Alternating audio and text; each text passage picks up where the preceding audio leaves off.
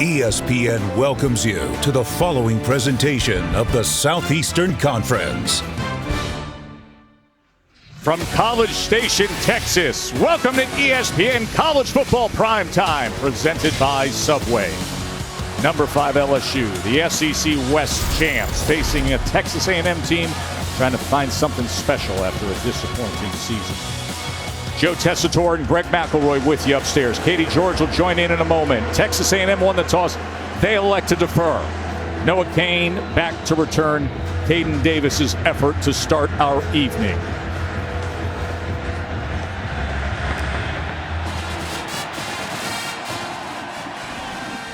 Greg, we often talk about teams not staying the same. You either get better or worse. LSU has gotten better and better and better. It's not often when you see the same team six times over the course of a 12-game season. Well, we've had the luxury of doing that with LSU, and it's been a trip. It really has. To see them week 1 and now week 12, see the differences that have been made. They've learned about each other. The coaching staff has learned their personnel, their strengths and their weaknesses. And now here they are, just 2 weeks away from potentially punching their ticket to the college football playoff. It's been a wild ride for the LSU Tigers. Jaden Daniels has had a sensational season, especially running the ball.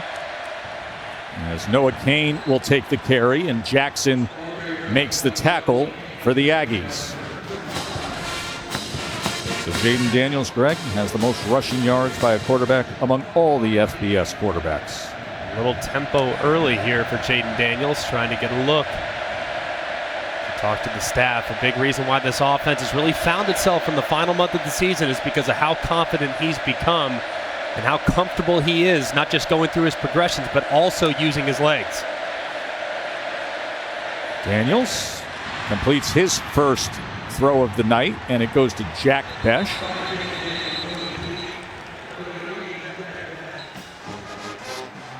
A couple weeks ago, we were with LSU. That was the game when many were dealing with the flu on this team. Against Arkansas, Daniels was only 8 of 15 passing for 86 yards, a couple of turnovers. Comes back last week against UAB, 111 yards rushing, 297 yards passing. So Besh goes for a 15-yard completion. And first down out at the 45-yard line. Kane wrapped up right at the line of scrimmage by Jackson again.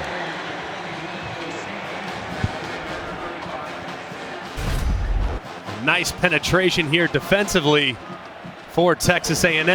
As you can see, Jackson working across on the right-hand side, beating Emory Jones, the freshman right tackle, to the spot and dropping the back for a loss.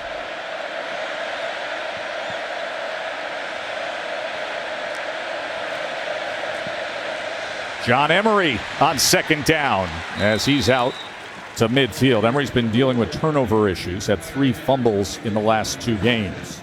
You notice one name noticeably missing from those last 2 carries, Josh Williams. He might go at some point tonight, not at 100%, but they are monitoring him closely. He might be available depending on how the outcome's working.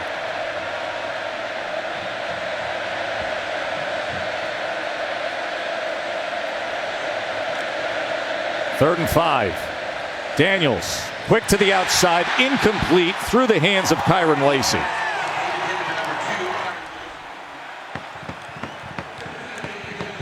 You see the quarterback, Jaden Daniels, going right over to his receiver, saying, hey man, I'm gonna keep coming back to you. Ball a little bit high, not bad though. One that Lacey has to bring down, especially after a really nice route there on the 9 stop. That would have been an easy conversion to one that LSU should have definitely made a play on. Jay Bramlett on to punt. Moose Muhammad, a talented receiver and special teamer, back to return. Fair catch around the 10-yard line. Katie. You know, Tess, we've seen players dealing with injuries shut it down towards the end of the season. Not Devon Achane. I've been told he has been working his tail off, trying his best to get healthy so he could play with his teammates in this final game. Jimbo Fisher says Achane's presence tonight says a lot about who he is as a person and as a teammate. When your star players remain invested, regardless of record, it sets the right example. He will give this offense a big boost this evening. And Katie, Jimbo turned the other day, he said, listen, he's been encouraging guys even when he was out injured. Just tremendous, high quality, high character veteran players. So A-Chain ready to go with Connor Wigman as the cornerback. And a gain of about 3 yards for A-Chain. Chick-fil-A impact players look this way. Well, upon finding out that Devon A-Chain was available, there's no doubt we're going there. Him and Moose Muhammad for Texas A&M. Those are the two guys you absolutely have to contend with. And then, of course, the edge presence that is B.J. Ojulari. He can change the game in an instant. And then Harold Perkins, what a young star he's become in the last few weeks. He'll be all over the field, the true freshman, formerly committed to Texas A&M. 2nd and 7. True freshman quarterback Connor Wigman back to pass. And he gets it complete, a yard short of the line to gain as he's able to connect with Noah Thomas. If you watch Connor Wigman, how the ball comes off his hand, throws a really pretty football. A little bit of an unorthodox release, but he's got plenty of length, he's got plenty of height, and he throws a nice catchable football. Obviously understanding every single aspect of this offense, probably not totally at his disposal yet as a true freshman. How could it possibly be? But they're very excited about his future. Sky's the limit with the talent he has. They're down and 1, I formation with Crownover ahead of A-Chain. That'll be a first down for the Aggies. So Jimbo Fisher, who has suffered through all the issues this year with this team, from the injuries to the struggles on offense, and now the decision to play so many of the younger players, 25 true freshmen have played, 13 have started. But we visited with him this week. He said, listen, you think there'd be craziness and issues this week coming down the stretch with the kind of season? Not at all. There's a sense of urgency to perform tonight. Yeah, I fully expected our meeting with him to be totally melancholy, and it could not have been more the opposite the last couple days. Wigman sets up the screen. Here's Green as he strides it out for a gain of 9. The true freshman from Dickinson, Texas. And Jaquelin Roy coming in at the end with the push. Jaquelin Roy needs to be a little careful as you see Green out of bounds right there, and that's when Jaquelin Roy pushes him, but gotta be a little careful on the sideline there as you're in pursuit. And a good start so far for the Aggie offense. Little misdirection and getting the screen game going to slow down those pass rushers for LSU. A-Chain bounces it to the left and goes ahead for 10 yards before he is taken down by Jay Ward. That was a thing of beauty there from A-Chain. Look at him work to the backside. Signed to go front side to the right. Feels the disappearance to the left. Quickly puts his right foot in the ground, finds the open space, and finishes the run. That's usually when you can tell, all right, is a guy at 100%? How does he finish the run? That time, he tries to get down and lower his shoulder to initiate the contact. Back-to-back 10-yard runs. Wigman trying to get away from Perkins, but then was wrapped up by Savion Jones. First opportunity to really take a look at Harold Perkins. You see just how quick he is and how long he is. He was able to force the pull read from Wigman and get a hand on Wigman all at the same time.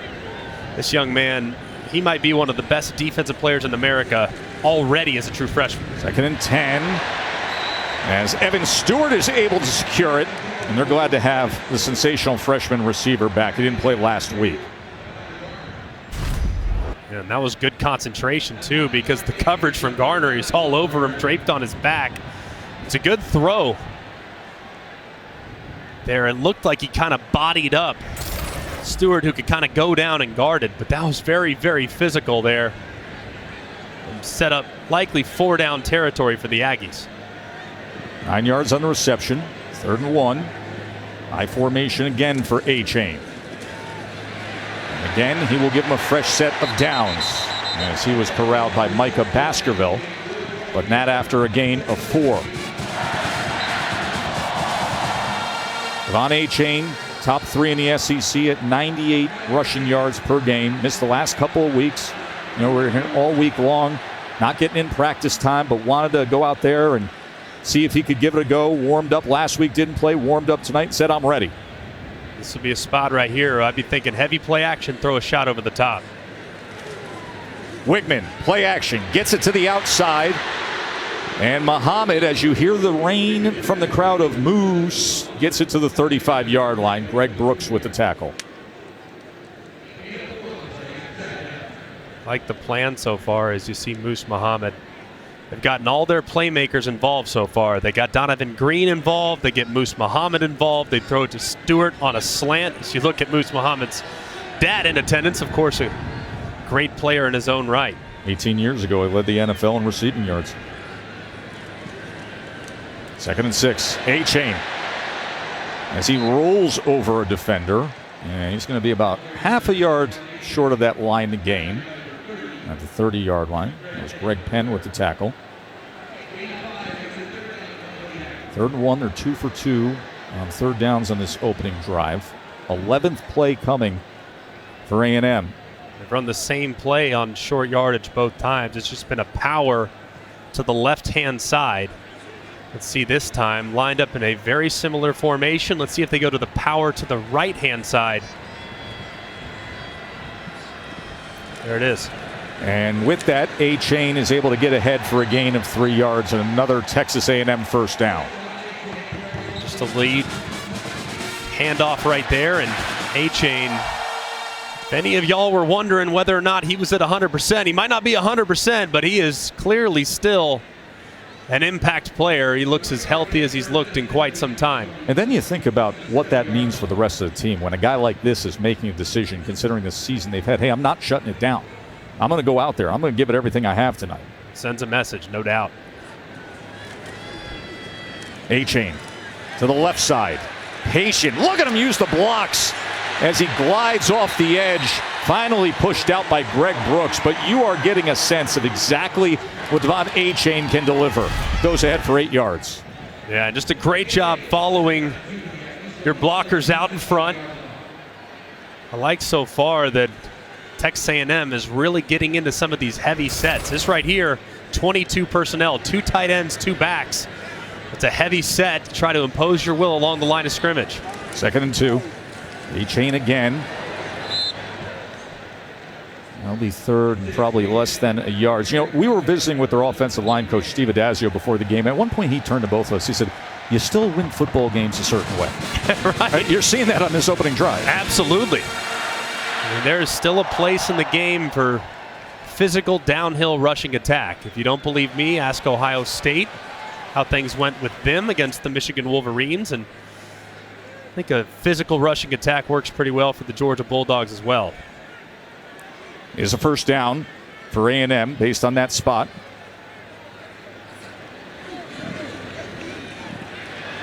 Wigman quick to the outside again to Stewart. And Stewart is corralled by Ward and Brooks. Just absolutely love this plan so far, this scripted opening drive from Jimbo Fisher. I mean, just the distribution. A-Chain's got 8 touches out of 14 plays. Stewart's got a couple targets. Green, Thomas, and Muhammad have all gotten a touch and a look as well. The ball's getting out of Wigman's hands quickly, which is essentially neutralizing the pass rush that LSU has as well. It's just really been a beautiful thing to start. A-Chain makes a man miss and then darts into the end zone. Devon A-Chain and the Aggies touchdown.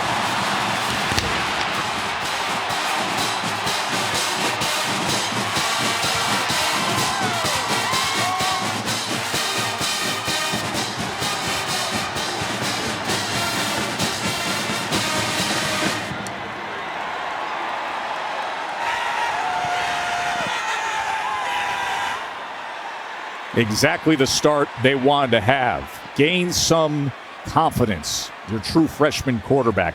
Lean on your veteran star running back who made a decision to return. And go 15 plays and 90 yards. Taking up 7.5 minutes.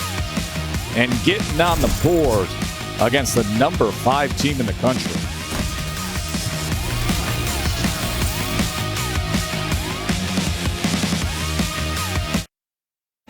Hey, show us that touchdown replay with the AT&T 5G Skycam, Greg. Well, just a thing of beauty right here.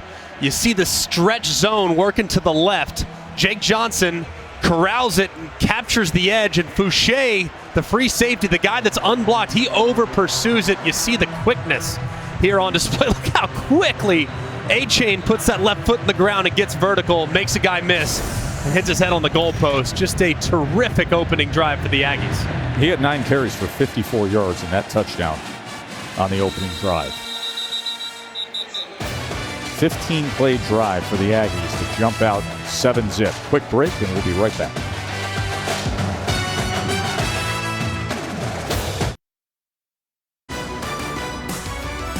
ESPN College Football Primetime is presented by Subway. Try the all-new Subway Series menu, your pick of 12 irresistible subs, and in part by Rain-X. Outsmart the elements. That is Christmas in the Park here in College Station, Texas. Aggies with a touchdown lead early here against LSU. There is Miss Reveille, ma'am. Katie? Yeah, Tess, I was speaking with Brian Kelly pregame. He told me that Josh Williams is available tonight, but he wants to be conservative and intentional with how they use him. So we may see him play in very specific situations. Less is more right now. If they feel the need to up his carries, they'll consider it. So they go with Kane and Emery. Remember, Armani Goodwin is out for the season with an unfortunate knee injury. Here's Jaden Daniels on first down. Look at the time he has. But nothing available as he had to just tuck and run. Matt Barry, what is going on elsewhere, my friend? Guys, good evening. Happy holidays. I got your All-State Mayhem moment. Oregon was beating Oregon State 31-10 with 3 minutes in the third quarter. The Beavers come all the way back to win 38-34, and now Oregon must wait for the outcome of the Apple Cup after blowing that lead to lose in their game. That's unbelievable. In such a heated rivalry, too. That's how it goes. 2nd and 7. Daniels again as he throws it to the outside and beyond Neighbors, and a flag comes in as Jalen Jones had coverage on Neighbors.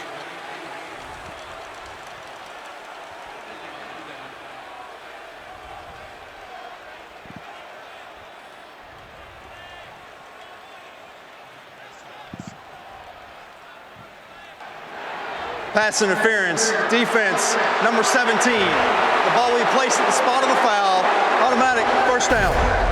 And it looked like as Neighbors was getting ready to drop his hips, that left arm of Jalen Jones gets wrapped around Neighbors and doesn't really allow him to come out of his break. That's a good call by the official. Appreciate A&M's defensive backs being aggressive. This is a high-quality wide receiver core for LSU, so you need to be physical, but you can't grab. It's a good call by the official. First down at the 40 after the penalty. Daniels is trying to get it out to Kane quickly, who was lined up in the slot to the left. Mike Denbrock, the offensive coordinator for LSU, has done such a great job learning his personnel and figuring out ways to make his quarterback more comfortable. Jaden Daniels has thrived really in the last month of the season, with the exception of a game or two here and there. So much more comfortable than he was at the early going. Here's Emery on 2nd and 10, and look at Emery as he was able to drag a defender, Antonio Johnson, with him for extra yards and a first down, Tigers. Great read here at the end of the line of scrimmage. You see Jaden Daniels, he's reading number 4 right there. Number 4 stops his feet. That's Shamar Stewart. Stops his feet, which is a give read for the quarterback. He hands it, and boom, Emery Jones is right in behind it. John Emery, excuse me, right in behind it with an excellent run. 11 yards for Emery. Daniels gets it quickly. Booty. As Kayshawn dives ahead to the 44-yard line. Chappelle with the tackle.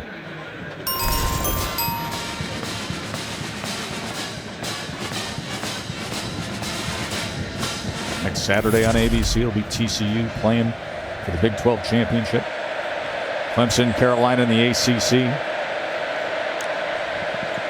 2nd and 5. Daniels going to try to run for it, and he'll be a yard short as he was met by Edgerrin Cooper. So far, if you look at the defensive plan from DJ Durkin, it looks awfully similar to LSU's defensive plan a couple weeks ago against Arkansas. They've opted so far to take LT Overton, number 18. He's been dropping back a little bit. They're rushing 3, and LT Overton's essentially responsible for Jaden Daniels on the quarterback spy. 3rd and 1. Emery, he'll muscle ahead for a first down.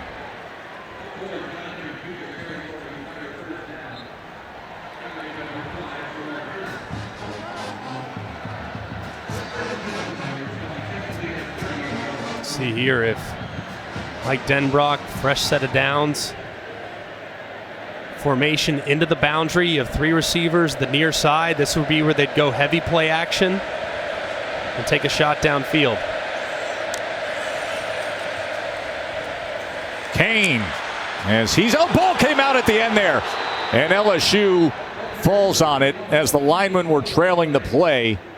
And you could see quickly Emory Jones was able to recover that fumble. He is the true freshman from Catholic High in Baton Rouge who stepped in week 3 as a starter and has never looked back. Yeah, you see Antonio Johnson, number 27, coming in and delivering that big blow.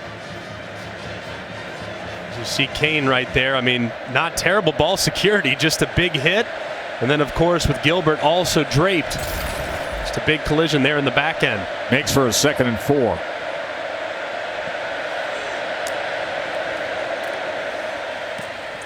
Daniels quickly to Neighbors. And that'll be a first down for the Tigers. Good job there by Neighbors on the low throw to go down, get his arms underneath it, because that ball was humming. That was a fastball there. As you can see, the defender, Chappelle, he was collapsing on that hitch route. So Daniels had to throw it with some heat on it, and it dropped. It's a good catch by Neighbors. Daniels looks left. And it's just beyond Besh's reach. He was covered by Antonio Johnson.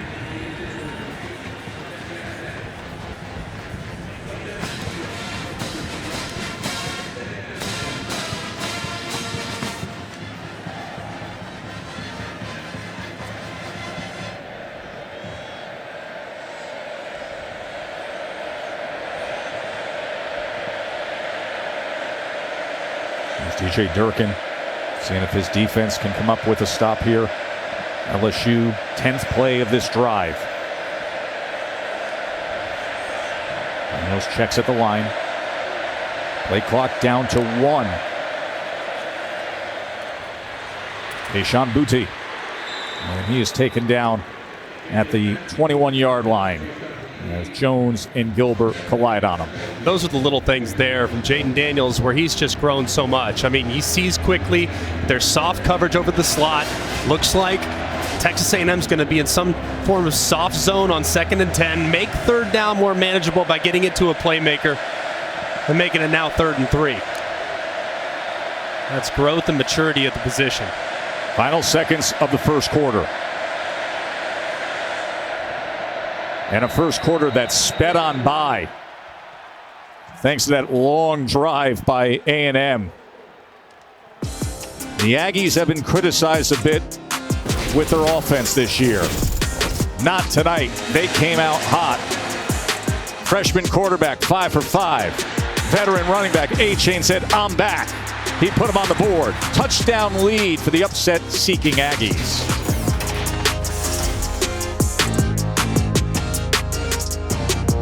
We're at Kyle Field, and you're watching the SEC on ESPN. Joe Tessitore, Greg McElroy, Katie George with you here as the Aggies begin this second quarter with a touchdown lead over number 5 LSU. That first quarter sped by. LSU had a short drive with a punt. Aggies had the long drive, and now second drive for LSU is still going right here. 3rd down and 2.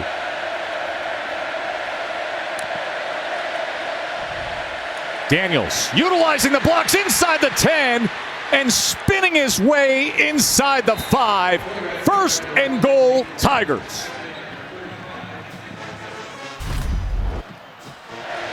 Just a great look there to run with the quarterback. He only had 6 guys in the box defensively for Texas A&M. They were anticipating there a pass, obviously, with only 6 defenders in there to stop the run. Well, quarterback run not only gives you 6 guys to account for it, but adds the quarterback on top of it. You have 6 guys to block 6. That's going to be a huge play every time. Emery straight ahead, reaching out for that goal line, and they are going to mark him just short. It was Jordan Gilbert with the tackle of John Emery. It's been a good answer from LSU. Quick to the line. Emery again. Whistles blew as he was stacked up. I think they're going to go back and look at that original run on 1st and goal. Before the ball was snapped, replay initiated a review of the previous play. The ruling on the field was that the runner was short of the goal line.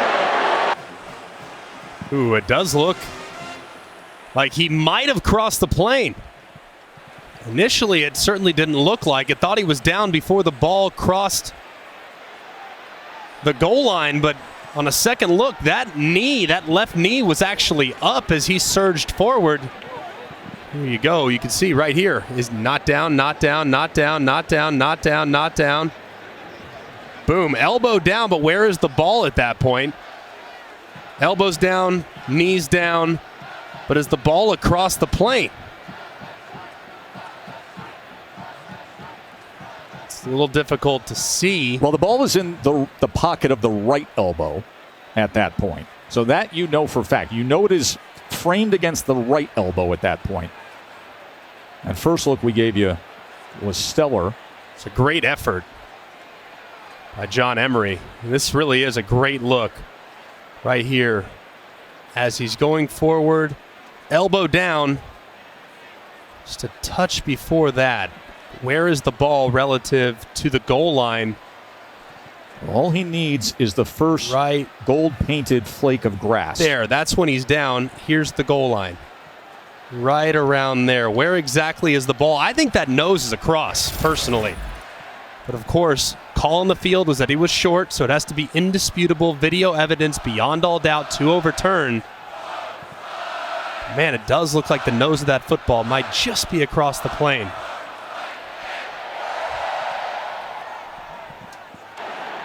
After video review, it is a touchdown.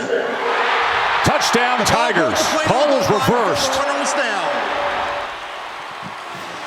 So John Emery goes ahead for a 4-yard touchdown run after replay saw that look down the line. Just a great effort there by John Emery. Just refusing to go down and being just strong enough to cross the plane. Excellent effort and a terrific response from LSU after the opening drive touchdown by the Aggies.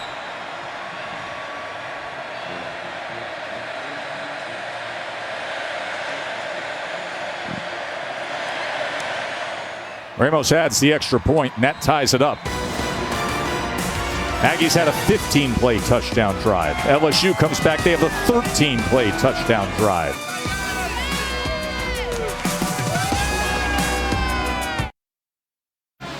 Aerial coverage high above Kyle Field is provided by Goodyear, celebrating the challenge of road games everywhere. Are you ready for the road?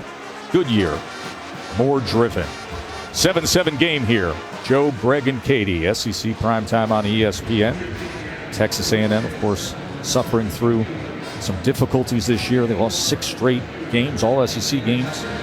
Last time A&M lost 6 in a row all the way back in 1972. But, oh, what a way this would be to finish a dismal season. They can threaten number 5 LSU. Dibert kicked it out, and that brings out the flag. Free kick, out of bounds, kicking team. The ball he placed at the 35-yard line. First down. Timeout on the field. Take a short break. When we come back, we'll get you up to speed on everything going on with Tennessee and Vandy. Don't go anywhere.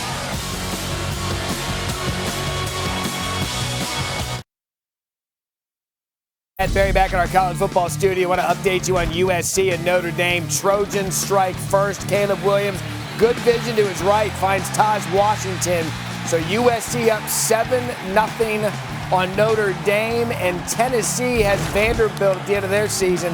Jabari Small, he knocks it in from 4 yards out. Right now, ball's up 7-0 on SEC Network.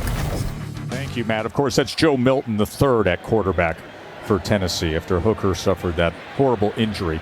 Wigman gets it complete as he connects with Muhammad. And that was good effort by Moose Muhammad to haul that in. So far, Texas A&M's offensive plan, they've mixed up. A great catch there by Muhammad, by the way. They've mixed up the looks. They have really changed the launch point an awful lot for Connor Wigman. They've rolled him to his right. They've gotten the ball out of his hands quickly. They've simplified some of the reads by cutting the field in half. Quarterback is obviously responding with a nice performance so far. Wigman, he's 7 for 7 to start the game as he goes to Muhammad again and another first down. Get this, guys. Matt House, LSU's DC, actually coached Moose Muhammad's dad, Moosin, when House was an assistant for John Fox at the Carolina Panthers. House said Moosin was one of the toughest receivers he's ever come across. He was physical, a team-first guy. House said in watching the film this week, you can see Moose has a lot of his dad in him and thinks that toughness and strong body will bode well for him. It's boding well for him right now. No doubt about it. Off to a very good start. 3 catches for 34 yards. A-Chain as he goes ahead towards the 30-yard line. Greg Penn with the tackle. And it's easy to point out all the wonderful things that A-Chain does in the run game, but how about the little things? How about this block right here? Just saving a life. That's B.J. Ojulari. He sees that he's going to get the ball pulled on the RPO. A-Chain goes in there and sticks his shoulder in, and A-Chain, by the way, giving up about 60, 65 pounds to Ojulari, and yet completely unfazed by the penetration of the defensive end. 2nd and 5. A-Chain. It'll be 3rd and a long one from there. A-Chain goes 185 pounds. Ojulari 250. Now getting into it in pass pro. Already 63 yards. Welcome back. I remember a lot of the conversation before the season too was, hey, can A-Chain be an every down back, right? Is he one of those guys that can handle the blocking and all the aspect? We know he's a great home run hitter, but is he a well-rounded enough back to be an every down guy? Well, that play right there shows you just how far he's come. 3rd and 1. They go I formation again. A-Chain will have the first down as he's torn down by Garner. And A&M is now 4 for 4 on 3rd down. Now, they've run power to the right multiple times where it's gone this way, but now they call power with a bend. Watch Crown over. He's the fullback. Watch how he leads back around. And he gets a little bit tripped up by Preston, but if he could have stayed on his feet, they would have had really nice numbers on the backside. They set that up on 3rd and shorts earlier in the game. That time they call a design cutback, and it was almost to the house. Split the backs now. By the way, Crownover 6'3", 230 in that role in the backfield. Wigman. Diving effort, couldn't get it to Crownover, and that's the first incompletion of the game for Connor Wigman. True freshman quarterback from Cypress, Texas. Played at Bridgeland High. Went for over 10,000 yards of total offense there, 119 touchdowns. Was the #1 quarterback recruit as a pocket passer in the ESPN 300 last year. He has a very bright future. He does, and he's working against a secondary tonight that's without some of their top pieces. Corners for LSU, a little banged up heading into the night. Jarek Bernard Converse not able to go tonight. As a result, Jay Ward slides out. He gets the start, as does Makai Garner. So a little banged up in the secondary, and as a result, Wigman's had plenty of space and opportunity to complete some underneath passes. But a big down here, the most difficult down of the night so far for A&M. They've kept everything very much on schedule. This is really the first time they've been behind the sticks. 3rd down and 7. What do they do to account for number 40 on the bottom of your screen? Wigman has to try to escape, looking for a block, and he gets it.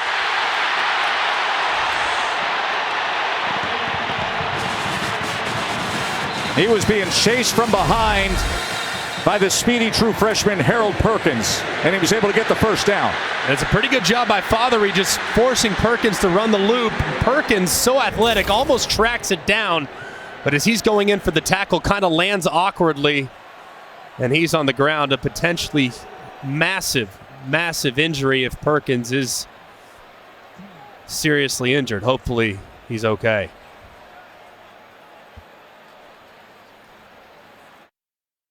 The freakishly athletic Harold Perkins, who, by the way, was able to walk off the field moments ago. A couple weeks ago, he was everywhere on the field against Arkansas. The National Defensive Player of the Week. Had 4 sacks, had the game-winning turnover to end it, clinched the SEC West. This is a breakthrough freshman, Greg. Yeah, he's incredible. And you watch him here coming off the edge. That dip move where he gets so low to the ground. I mean, so flexible. Fothery did a really nice job of just getting hands on him and just forcing him around. But that presence is going to be there all the time for Connor Wigman, especially in an obvious passing situation. You got to know that internal clock is a heck of a lot shorter when number 40 is rushing the passer, particularly off the right-hand side. Wigman just went for 9 yards, so it's 1st and goal. A-Chain goes ahead for a gain of 3. Alligay with the tackle. Perkins has just been phenomenal. I mean, it hasn't been that often where we've watched games, Tess, and we've said, hey, that guy's the best player on the field, and it's not even close. And he's 18 years old. Right. The only other times he can't, Will Anderson last year Yes. against Mississippi State, he had 4 sacks. And Perkins, the other example of that, where it kind of stood out, and Roquan Smith. Those are 3 pretty good ones, by the way, to be mentioned alongside. Wigman with time, looking to the end zone, goes underneath, though, as that was the only option available to him. And it's Jake Johnson, the true freshman tight end, the younger brother of quarterback Max Johnson.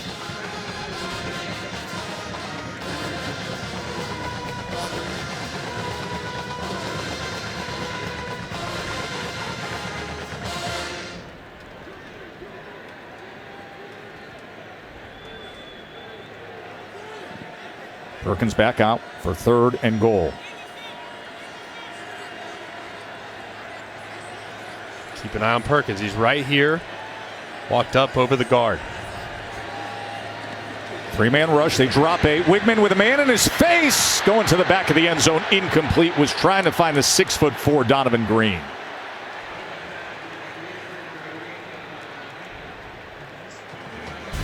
Man, this is absolutely brutal by the offensive line of Texas A&M. Just a 3-man rush. And Mekhi Wingo, who's been a revelation for them at times this year, stepping in for the injured Mason Smith. Everyone thought Mason Smith was going to be the breakout player. But Mekhi Wingo right there, a 3-man rush against a heavy protection. He beats the left tackle Zune inside and forces the early throw. Just brutal job protecting there by the Aggies. Randy Bond on for the 25-yard attempt. And he puts it through to break the tie. 10-7, Aggies here at home.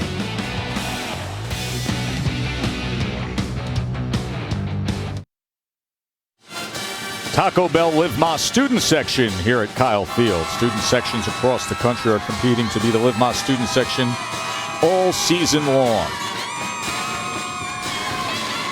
Aggies are up 10-7 on number 5 LSU. You got to be careful with that horns down thing right there. Oh, yeah. You got to be real. That's a 15-yard penalty in some places. You got to be careful with that now.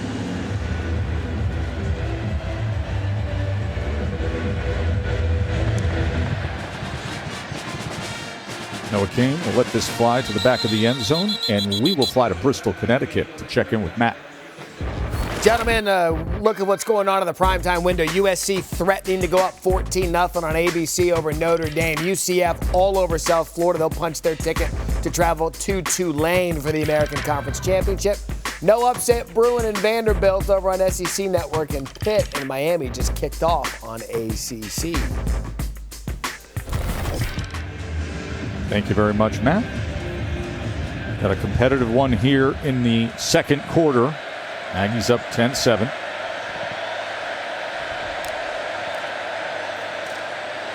Jane Daniels pulls it and then goes ahead for 2 yards. as he was wrapped up by LT Overton. Second drive by LSU, they started to settle in. Did a nice job of mixing some run pass. Got Jaden Daniels involved in the run game a little bit as well. Right now, A&M playing pretty good up front relative to how they've looked at times in the last 6-7 weeks. Daniels is averaging 6.3 per rush tonight. 2nd and 8 as he hooks it up for a first down to Neighbors. And Neighbors has that quick burst as soon as he turns the corner. If you look at how A&M's playing in the secondary, they've been a little bit soft. There is some opportunity to throw the ball underneath. A&M trying to just keep the ball in front of them a bit. Daniels as he gets it complete to Kayshon Boutte. And it's inside the 40. Man, this is a long throw here by Jaden Daniels from the far hash. They fake the little screen out to the left, and they try to hit a little pump action down the field. The safety did a pretty decent job staying over the top, so Jaden Daniels had to drive that one into Boutte, and he gets it in just in time. That's a pretty good throw, man. That ball was in the air a long way. 22-yard reception for Kayshon Boutte. That's the first play we've had for either team over 20 yards tonight. Daniels, first down throw was tipped.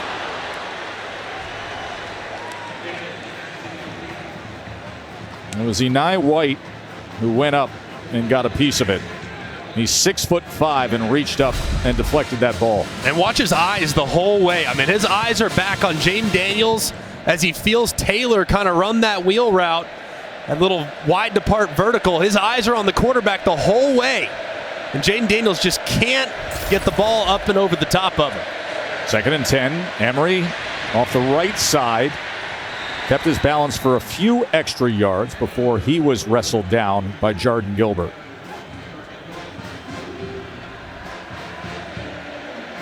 Ryan Kelly all year long has been extremely aggressive, especially in plus territory. So I would imagine he's telling Mike Denbrock right now, hey, you can get it to 4th and 2, 4th and 3. This would be a spot where they would definitely go for it. Why not? You're in that no man's land with the 34-yard line. 3rd and 6. Daniels won't have to worry about that as he goes to Neighbors again. Neighbors often his preferred target in spots like that. And what a great route. I mean, just look at how quickly they've tried to work this route a couple times. Tried to work it to Kyron Lacey earlier, and the ball was just a touch high and was dropped that time. Similar route, just a 9-stop. See him sit it down quickly, and the ball's right on time. Kane dealing with traffic in the middle as he was met by McKinley Jackson. Noah Kane and John Emery getting the work. Josh Williams, they said perhaps he could go tonight, but we haven't seen him yet. And Armani Goodwin is out for the remainder of the season with a knee injury. The coverage was loose at the corner spot earlier here. Now they drop back. Got soft coverage to the outside yet again. 2nd and 8.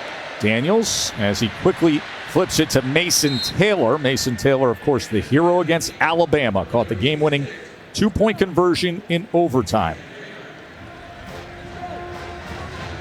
3rd and 2 coming.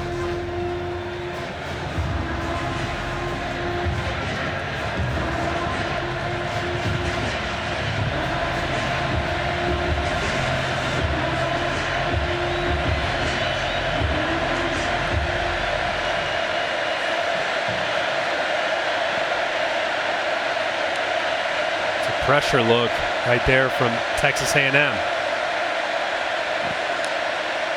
3rd down and 2. Daniels. Lacey couldn't hold on to it. Incomplete.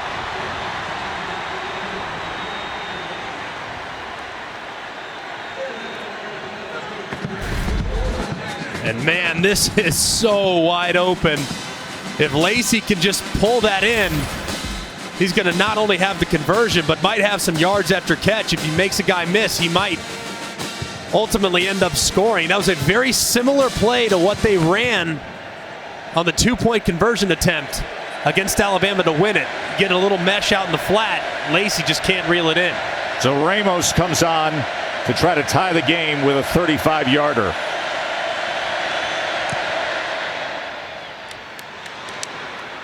And he just sneaks it through.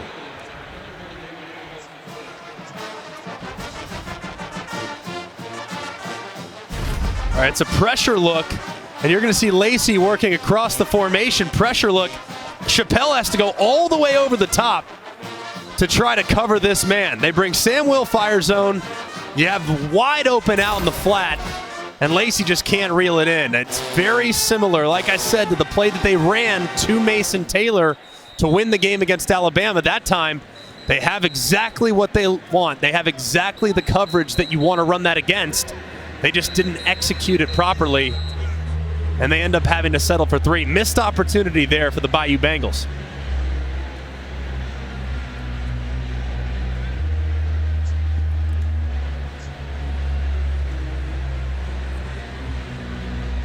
Run through these stat lines to realize what an even first half it has been. And again, it's right on par with a lot of the conversations we had this week about the disposition, the attitude, the approach here in College Station. When most people nationally would look at the circumstances, look at how things have gone this year, and say, they're just trying to get to the finish line. Not quite. Moss on the return. Let's check in with Matt again. Okay, Joe, spot the Big 12 championship game on the line for Kansas State against Kansas. Malik Knowles, end around. Quick early score for the Power Cats, 7-0 early. Thank you, Matt. K-State trying to land themselves a chance to play TCU. Texas fans obviously wildly interested in that. There's so many things that happened today that caught our attention. Obviously, we know with Michigan blasting away at Ohio State, but I'll tell you, South Carolina beating Clemson as well. What a big spot that was for that South Carolina program to come up with that win. A-Chain, look at the open space he has past midfield and finally wrapped up and taken down by Fouché. But it goes for 29 yards, A-Chain on the go. What I can't figure out is LSU understands very much, hey, that's the right side of the center. They only have 3 guys over there. I mean, that is a beautiful run look for A-Chain. I mean, you have one guy on block because of the read, and he just captures the edge, gets on the perimeter, he's out the gate. At some point, Matt House is going to have to attribute another defender to the box because A&M's able to move the ball on the ground.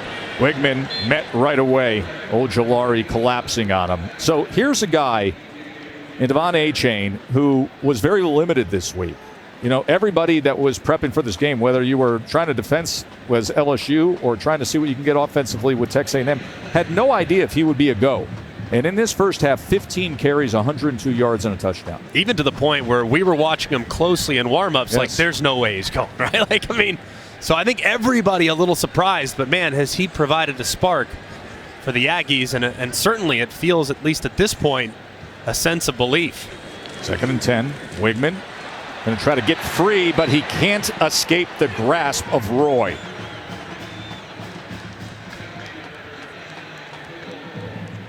Great job by Roy there.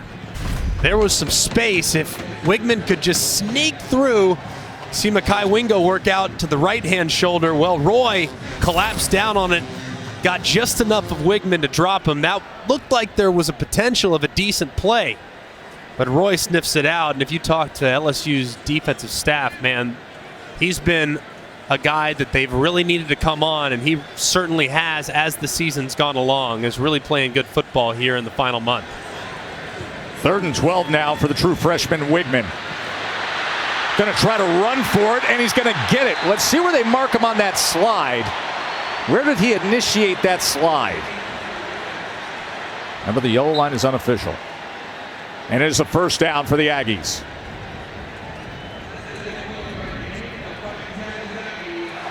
This is great recognition here by the quarterback. Watch, this is called 2-man. Look at all the defenders. Look at their eyes. Their eyes are on the guys that they're covering. But you still have 2 safeties deep. You know what beats 2-man? Quarterback run. Great recognition of 2-man there by Wigman and picking up the first down. And now Wigman, as he gets it complete to Stewart. Freshman to freshman. You are going to hear that combination for years to come. Wigman to Stewart. That goes for 13 yards and another first down. For all of a sudden, this Aggies offense that has found its gear a bit against LSU. There's really been a nice rhythm with how they've gone about their business, too. And this is not chopped liver defensively. I mean, LSU is excellent on that side of the ball, especially in the front seven. So far, A&M has been just a step ahead with their offensive plan. A-Chain. Stiff arm, and again, then a cutback inside the 10, and kept his footing inside the 5. Oh, a little bit of everything from A-Chain.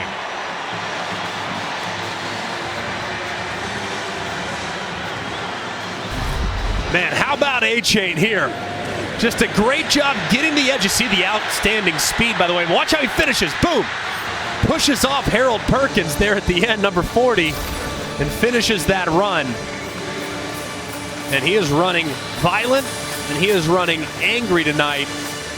And he has certainly breathed some life into the Aggie offense. He didn't tap out when people at the end of the season like this could have. Instead, he's given it all. Playing with desire and hunger and urgency. And he's second and goal. 119 yards in this first half after missing the last 2 weeks. He's the guy that'll get all the credit, but let's also give a little love to this offensive line. I mean, across the board, only one guy that's an upperclassman. That's the right guard, Layden Robinson. The whole left side are freshmen with Zune, Dewberry, and Wyckoff. And those guys answered what is a fairly significant challenge working against this defensive line of LSU. Backfield offset with Crownover in as the lead blocker. Second and goal. A-Chain. Nothing there as he was wrapped up around the ankle by Roy again.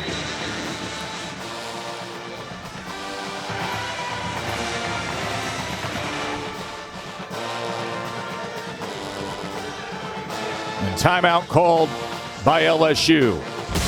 Minute 16 until halftime. Texas A&M is knocking on the door when we return.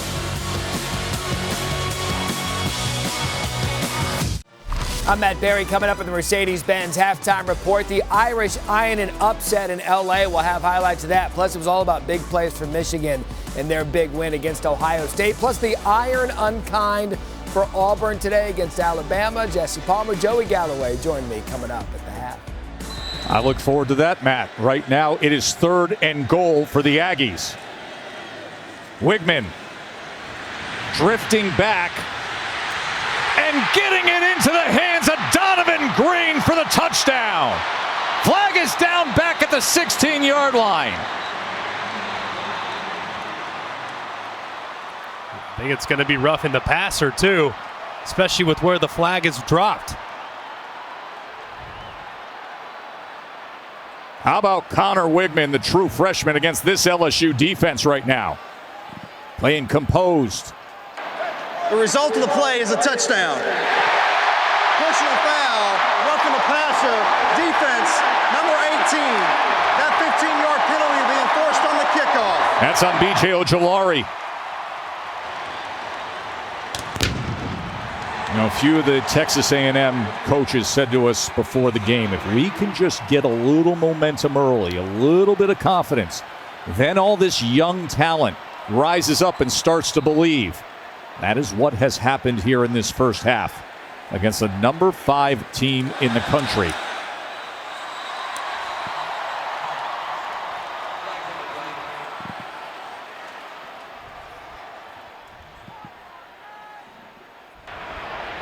Offside, defense, number 5, half the distance to the goal. We will try again.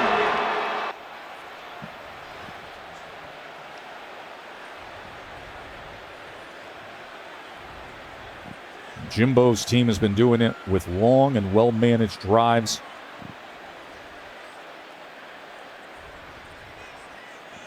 That one went 9 plays, another 72 yards. Greg, A&M has had 3 drives in this first half that have taken up nearly 18 minutes off the clock.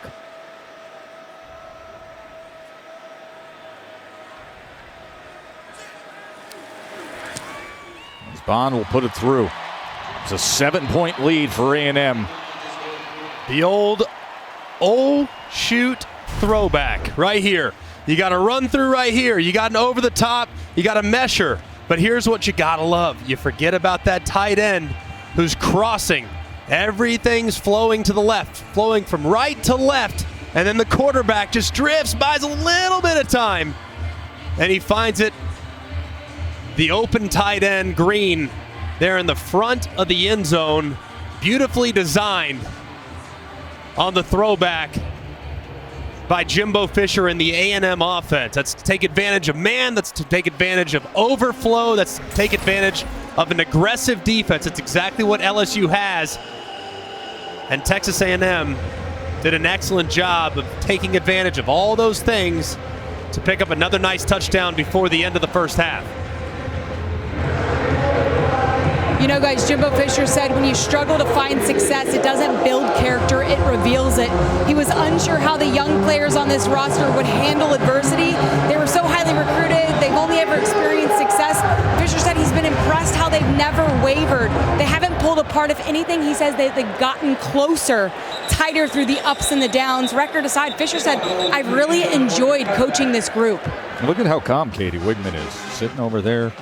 This is his 4th start overall. Obviously, you know the situation with A&M this year, Greg. 3 different starting quarterbacks. That hasn't happened in 20 years with the Aggies. Yeah, and I think it's been kind of the theme and the message all week. Look, A&M's young. There's no denying that, but they have talent. You give a talented team with absolutely nothing to lose in some sort of sense of finality, had to think you were going to get their best shot tonight. Daniels trying to escape, and he does successfully to Neighbors. And Neighbors will go ahead for 12.5 yards, tackled by Bryce Anderson. LSU has 2 timeouts to work with here. A minute on the clock as they set up after the first down. Now the clock will run. Don't need to start using your timeouts until you get under 40 seconds. Daniels pushed back, tried to check down underneath, but couldn't connect with Kane. That leaves 51 seconds. This just goes to show you how much trust and faith Brian Kelly has in his quarterback, Jaden Daniels, to make the correct decision. Most coaches would opt, especially with their initial starting field position, to potentially just take it to the half. Not the case here. Trusting his quarterback to see if they can't steal some points. Trust has been the key word with everything aligned with the success of Jaden Daniels this year.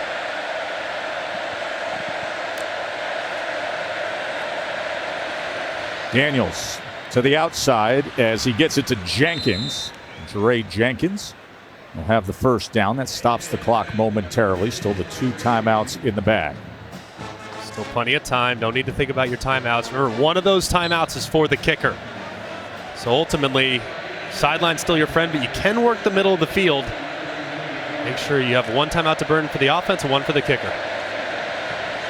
They run shallow crossers. There was contact there as he was trying to get it to Jenkins, and the flag does come in as it was Gilbert who was there defensively against Jenkins. That's a correct call, too. I mean, Gilbert got there really early. As the ball was arriving, Gilbert had already essentially gone over the top of Jenkins. Yeah, as you can see right there, I mean, everyone's got a right to the football. And Gilbert kind of trying to make a chance at it, but man, that collision, that contact happens really early. There's no foul for defensive pass interference. Wow. Second down. They decided that he was trying in an effort to make an attempt at the football. They talked him out of it. And I thought that contact was pretty early, so I'm a little surprised. You be the judge. There's the contact right there as the ball goes sailing by. Matt Austin, our rules expert, you tell us. Well, I agree with Greg. You can't play through the back of the receiver like that. I know he was jumping up for the ball, but he was definitely early and through the back, so I think they should have stuck with that one. Here's second down. Daniels nearly ripped down, but gets it to Emery. And Emery trying to fight his way back past the line of scrimmage, and he does so over midfield. They'll have to use a timeout with 20 seconds remaining. Hey, next Sunday, December 4th, it is the reveal of the college football playoff matchups in the Fiesta and Peach Bowls. Of course, that'll be New Year's Eve on ESPN. Reese and the guys will unveil the New Year's 6 bowl games and have the top 25 final rankings. But a lot of business to be done before then, right. Greg. Yeah, there's one thing we've learned, like, let's not lock in any top 4 spots right now, because it feels a little bit like 2007, where it was almost like, who doesn't want to win the championship? Exactly. And just move them up accordingly. But right now, LSU very much in the hunt for a college football playoff berth. Of course, that requires a win this week. And then obviously one of the biggest shocks of the season next week if they knock off the Georgia Bulldogs. But a lot on the line here for the Tigers. And they've been okay offensively, but defensively, man, they have really struggled at times here in the first half. You sensed something with Texas A&M, though, this week. You were saying it the past few days. I just think they're dangerous. I just think they're one of those teams that's young, so you're going to have really high highs, but you're also going to have really low lows. I mean, that's what you get with great freshman players, and teams that are full of freshmen are going to have highs and lows like that. So you catch them on the wrong day, you're in for a dogfight.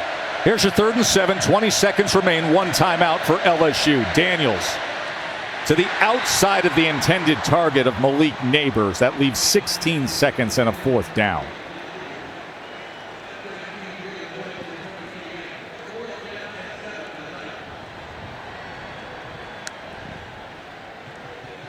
And they're going to send down the punt team. Got to wonder here. I mean, normally you'd go punt safe in this part of the field. Do you potentially try to come after it? See if you can't get a hand on it. I mean, LSU has had their fair share of special teams mishaps this year. Maybe you try to come after this one. Nobody back to return as this thing is going to bounce right into the end zone. And we will tell you that tomorrow on Sunday NFL Countdown, as the Bengals eye a 3rd straight win. Speaking of LSU, Joe Burrow is going to go one-on-one with Alex Smith. And All Access inside a team meeting with Tom Brady and the Bucs. That's 10 a.m. Eastern on ESPN. Then Monday Night Football, Steelers, Colts, 8 Eastern on ESPN. And, of course, the app and Monday Night Countdown will get you started at 6 p.m. LSU fans probably a little uneasy right now with the current score in this football game. Aggie fans probably over the moon, but one thing to keep Aggies on edge and LSU fans feeling positive is that LSU has been an excellent second half football team this year. Their coaches have done a great job making adjustments. I'll tell you what, the plan that I saw from Jimbo Fisher in the first half, though, was sensational, and he's got to be thrilled with the performance of not just his offense, but at times his defense, and of course, his running back, Devon Achane, who is really taken this game over at points. He has over 115 yards in the first half alone. Remember, A&M will receive the second half kickoff as well. They have a touchdown lead over number 5 LSU. Yep, SEC West has been locked up, but playoff hopes still exist for LSU. Katie. Thanks, Tess. Jimbo, Devon Achane has been phenomenal in his return. What's impressed you about the spark he's provided? Well, I think this is his natural running skills. He's so patient, he knows when to explode, and we're controlling the line of scrimmage. Our offensive linemen are blocking him and giving him seams, and you can see what he's doing, and Connor's really managing the game, making the right throws and good decision. We're executing. Speaking of managing the game, we saw some really long, great possession there in the 3 drives. What needs to continue offensively? I'm sorry, I misunderstood. I couldn't hear what needs to continue offensively? The same thing. We got to stay ahead of the chains, because that's when they get into it. When they can pass rush, they have great loose down pass rush guys, and we got to stay ahead of the chain, stay physical, make sure our third downs are very manageable, and be able to take our shots and control the game. Thanks for the time. Thank you. You do that, you get Perkins and Ojulari out of the game. It's 17-10. Let's head to the studio for the halftime report with Matt, Joey, and Jesse. Gentlemen, take it away. Joe Tassi, we're too kind. Mercedes-Benz halftime report. We have reached prime time on Thanksgiving weekend. And a big one. This halftime report is presented by Mercedes-Benz. Our road to the championship brought to you by Mercedes-Benz. Georgia outlast Georgia. Kyle Field, as we welcome you back to ESPN College Football Prime Time, presented by Subway. 17-10, A&M up a touchdown on number 5 LSU. Joe Tessitore and Greg McElroy with you. Listen, Connor Wigman, the freshman quarterback, was poised and control. A-Chain, the star running back, was outstanding, and they kept long drives going. A&M was 7 of 8 on third down in that first half. Yeah, that was the key. I mean, just continuing to extend drives. And if you look at how they did it, occasionally the short pass, but 2 very timely Connor Wigman runs to extend drives as well. He was very in control, and of course, A&M fans thrilled with what they've seen from Devon A-Chain, almost 120 yards there in the first half of this football game. And clearly, I mean, injury not an issue anymore. Nearly 20 carries in the first half as well. Going for 6.6 a carry at the touchdown that got the night started. Wigman being chased by Ojolari. Katie. Well, Tess, you could imagine Brian Kelly is not thrilled with the way that his defense has played. He said that was a very uncharacteristic first half. We were missing tackles left and right. He said that was not to our standard. Now this comes down to digging in and seeing how we can respond. All of it's on the line. And listen, at the end of the day, you got 18 to 22-year-olds who know what is coming next week. But when the college football playoff is on the line, every single moment matters. Absolutely. And look, this has been a team that has responded to adversity time and time and time again. And I'm sure Brian Kelly issued a very strong challenge at halftime to his defense especially. 2nd and 9. Quick strike was batted away by Jay Ward. He was trying to get it to the speedy freshman, Evan Stewart. Ball just a little off target from Wigman. As you see, tries to anticipate the throw. It's good anticipation, but the ball's just a little bit behind Evan Stewart, who's on the in-breaking route. It's not going to be possible for him to track it and turn his hips that quickly to make a play on the ball. And these are the situations they avoided in the first half. 3rd and long, staying on schedule was of the utmost importance, and here they are behind the sticks. It's exactly what Jimbo stressed to Katie moments ago. Can they convert? 3rd and 9. No. Pressure came raining in on Wigman from Wingo. It was Mekhi Wingo who got to Connor Wigman. We also told you that quarterback run game hurt him on 3rd down as well. This time they opt to go with just a 3-man rush. And Harold Perkins, number 40, he was in the spy position. His eyes were in the back. He's now responsible for Wigman. So quarterback run game, if they opt to go with that approach defensively the rest of the game, quarterback run game is going to be a non-factor because Harold Perkins, he can stop anybody at a quarterback spy spot. Welcome to the game, Nick Constantino. First punt for A&M tonight. And it's a scatter call on the sideline as it goes harmlessly out of bounds inside the 30-yard line. College football playoff rankings are brought to you by Capital One. Let's take a look. Obviously, Ohio State, how far do they fall? I think their playoff hopes are alive, but they are certainly on life support right now. Clemson is out, totally out. Oregon, out, obviously. So it just depends. I mean, with what's going on right now in Los Angeles, USC is in prime position to be in a great spot to potentially secure that number 4 spot if LSU can't knock off Georgia next week.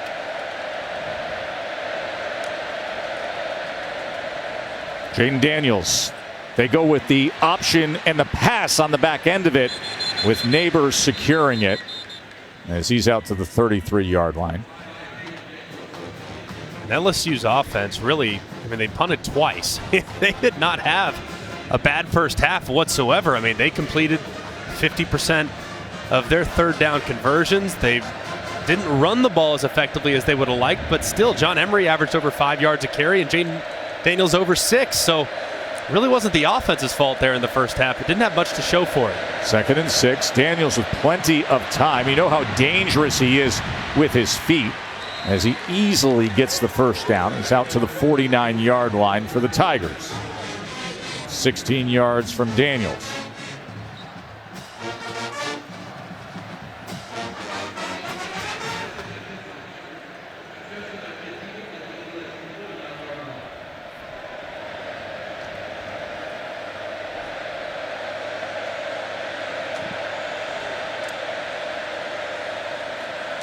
Daniels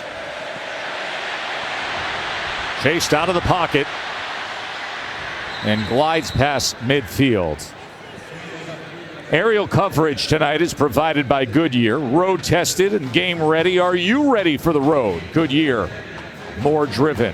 A lot of LSU fans hit the road to come down here for this Thanksgiving weekend rivalry. They'll hit the road to Atlanta next week for the SEC championship. You know, we were talking how unexpected. Yes, you see the totality of the season. You understand what LSU is. But remember what was said all off season about mighty Bama and A&M with this loaded recruiting class and the uptick of Arkansas and Ole Miss and how good the offense of Mississippi State would be. And yet these Tigers play for the SEC championship next week with a great, powerful run from Noah Cain there, going for 12 hard-earned yards. Man, how about that run by Noah Cain? I mean, just continuing to churn, and his right tackle, Emory Jones, too, helping out as well, as you see him driving his back forward for some extra yardage. Excellent push there by LSU's rushing attack.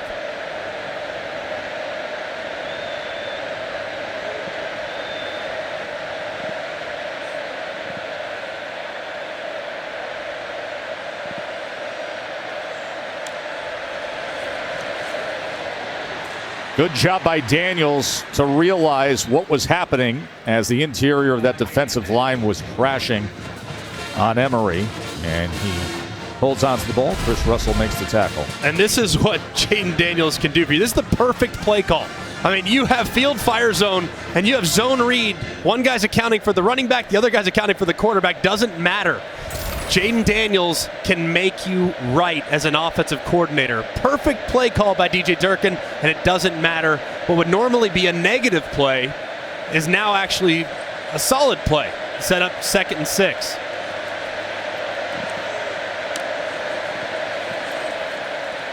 Daniels, shallow cross as he gets it into the hands of Thomas. And it'll be 3rd down and 1.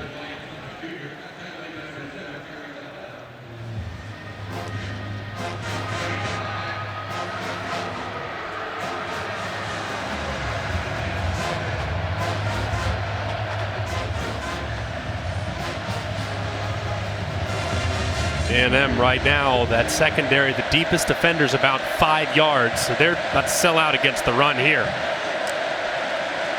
3rd and 1. Emory able to find that crease and gets inside the 20-yard line. 1st down LSU.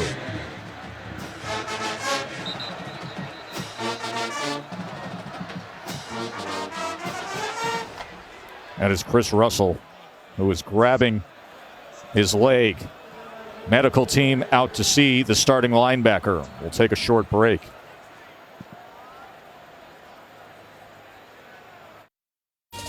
Hey, Duke Purdue tomorrow afternoon, ABC, the Phil Knight Legacy Championship. And then tomorrow night in the Phil Knight Invitational Championship, Iowa State against top 20 UConn. That's from Portland. Of course, that was a little bit of a discussion in our booth. And your Alabama team was defeated by our executive vice president booth operations, Jeff Calhoun's UConn Huskies last night.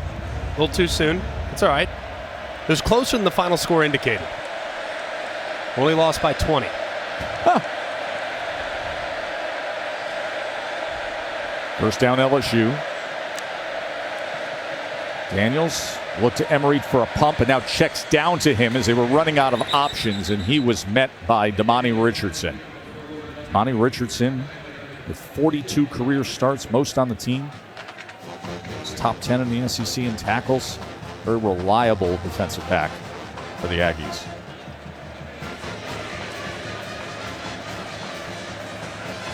It's this part of the field where A&M did a decent job in the first half. That field starts to condense. What will they do now in the second half? 2nd and 10. Emory! Straight ahead and right in! John Emory with the 19-yard touchdown run for the Tigers.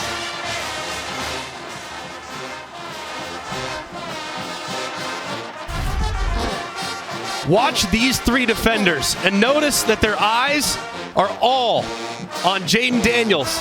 Watch, they stay wide as a result of his presence and how he can pull it in the zone read game. So you have 3 defenders who stay wide, and as a result, Emery hits it right up the field. What a great start here in the second half for the LSU Tigers. Good job by Garrett Dellinger on a block there to pave the way for John Emery. We got ourselves a tie game with so much on the line as LSU heads to the SEC championship game. John Emery takes it straight ahead for the score. 17s apiece, Tigers and Aggies. From the side like a god, I'm talking real guap. 23, 40. ESPN College Football Primetime presented by Subway.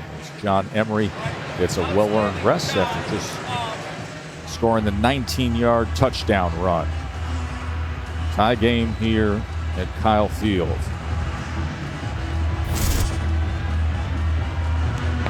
Third tie of this game. LSU has never had the lead. Fighting Spirit moment brought to you by Modelo. And Devon Achane has had some fight to him tonight, Greg. He certainly has. I mean, what a breath of fresh air to this Aggie offense. He gets to the perimeter there, making guys miss. Watch how he finishes the run here against Harold Perkins, refusing to go down. He also cuts inside of Fouché for the end zone, and also the block on Ojulari, which is no easy task. You're giving up almost 70 pounds. The end man on the line of scrimmage, Ojulari, and you stick your nose in there and you make it happen. As you can see, the first half production, tremendous for Achane, but no touches on the first series of the half for the Aggies. So get to work here to start this second half. Ojulari makes the tackle. You saw that first half number where he outpaced LSU, but LSU on that last drive, yes, they had 64 yards rushing in the first half. They had 62 on that last drive. Yeah, you could tell the commitment now is going to be the zone read game, and you can also tell that A&M is very, very thoughtful when it comes to how they want to defend Jaden Daniels' legs. He was a huge factor, even though he didn't always carry the football in the last drive. A&M was certainly accounting for him, and it opened up some big holes for his backs. Achane on 2nd and 6. He was initially met by Ali Gay and then wrapped up by Sage Ryan.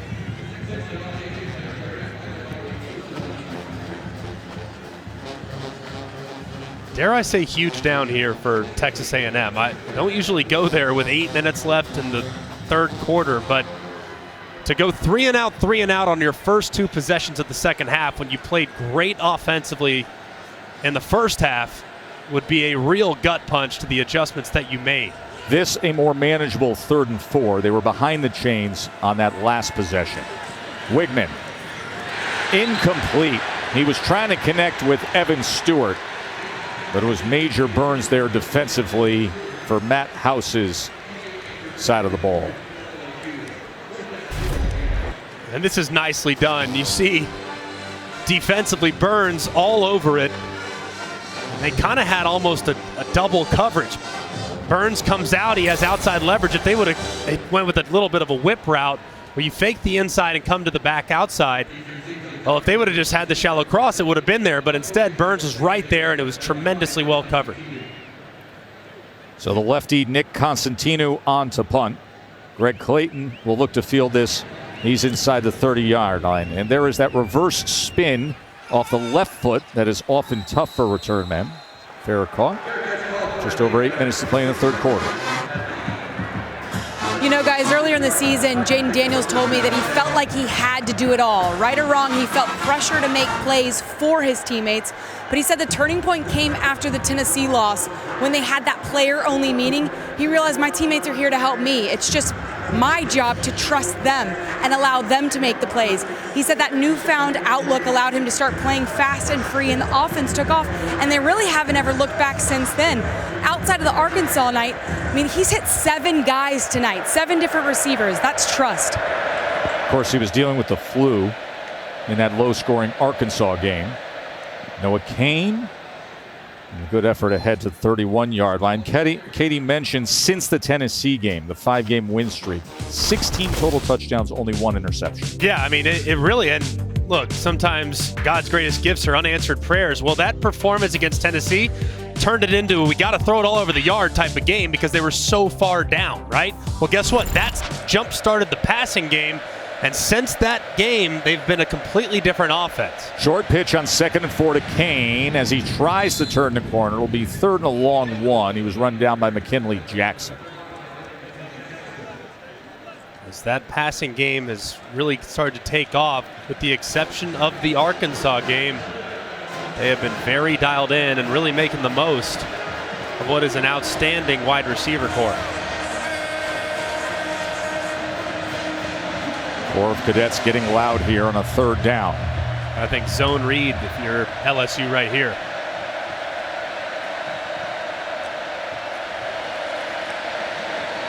Ball's out.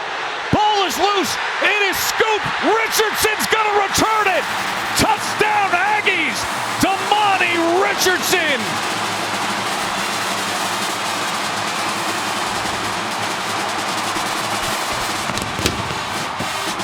Edgerrin Cooper forced it out. Damani Richardson brought it back.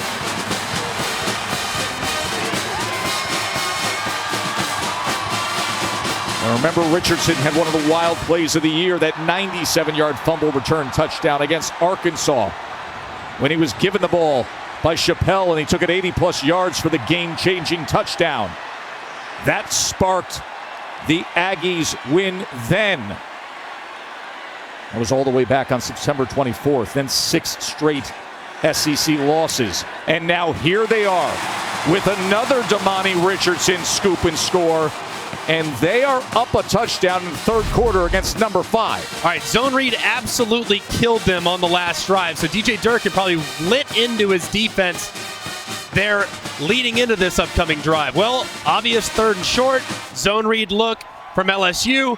They do a great job as Overton crashes down to give Daniels the pull read, and then there it is. Cooper swoops right around, makes the tackle, dislodges the football, and the Aggies have life in the 2nd half. How great of a view is that from the blimp high above Kyle Field, and all of a sudden there is life here in Aggie land.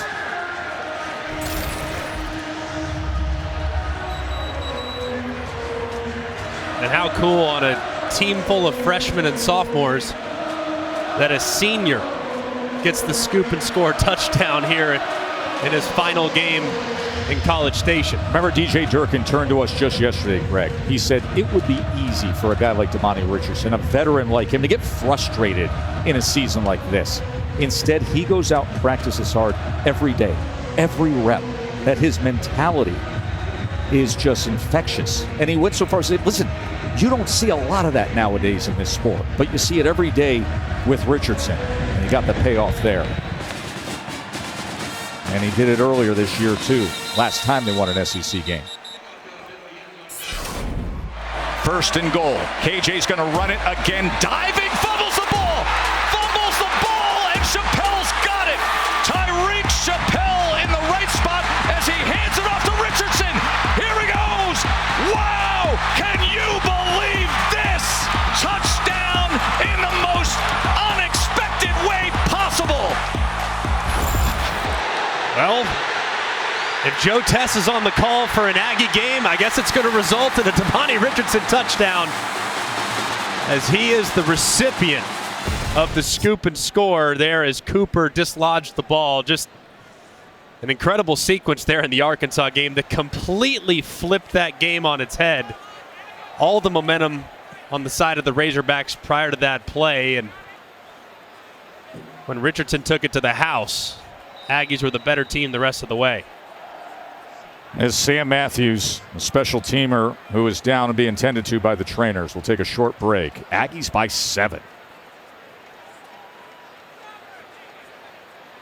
It's the most wonderful time. Yes, the most wonderful time of the year. That is a great slate for coverage of the SEC Championship next Saturday on the SEC Network. 4 hours of pregame coverage and then outstanding postgame coverage with Laura Rutledge and Tim Tebow, Roman Harper and the gang from Atlanta. It's next week on the SEC Network all day long.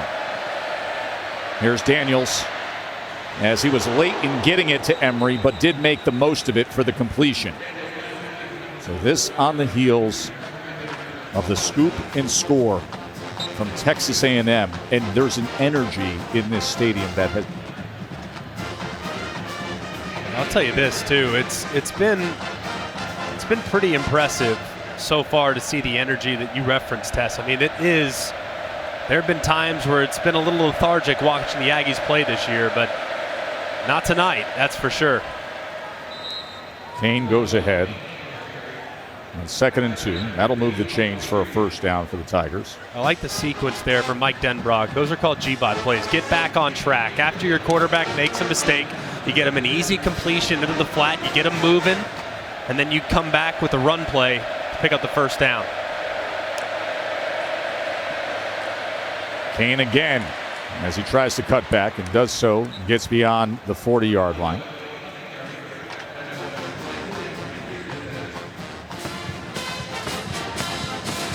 See John Emery, who's had a nice start here in the second half, but a little banged up after that hit that he received on the sideline by Tariq Chappelle.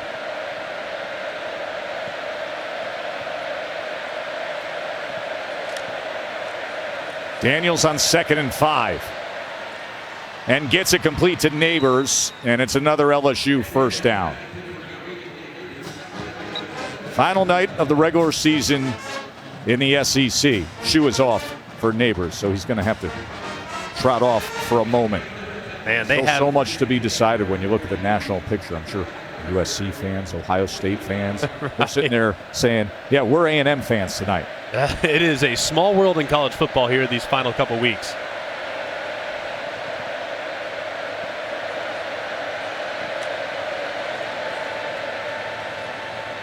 And on first down, just past midfield, tackled by Cooper. Cooper forced the fumble moments ago that was scooped up by Damani Richardson. Returned for a touchdown.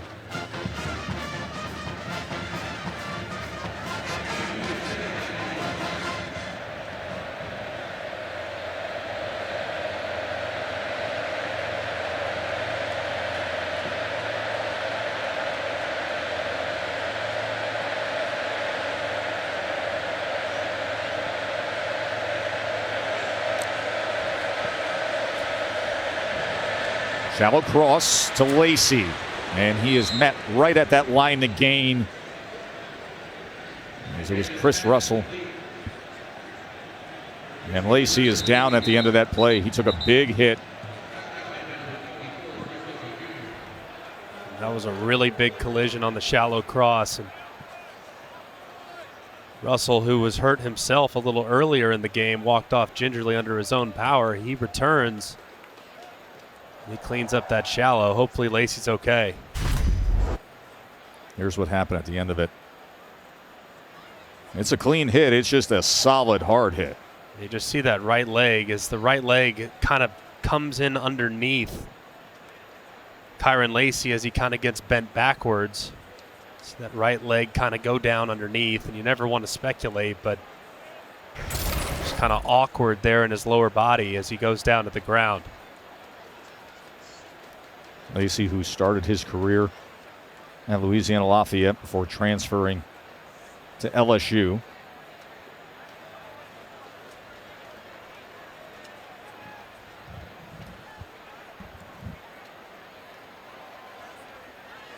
Kind of looking at his shoulder as well, feeling up underneath the shoulder pad. Certainly hope that young man's okay. Just another in a long line of very talented wide receivers on this LSU roster. That was his first catch of the game. Went for 8 yards there. Of course, they came into the season with Keishawn Boutte being a preseason All-America, got off to a slow start. It was Malik Neighbors who really started to rise up, but a very talented group that Lacey's a part of.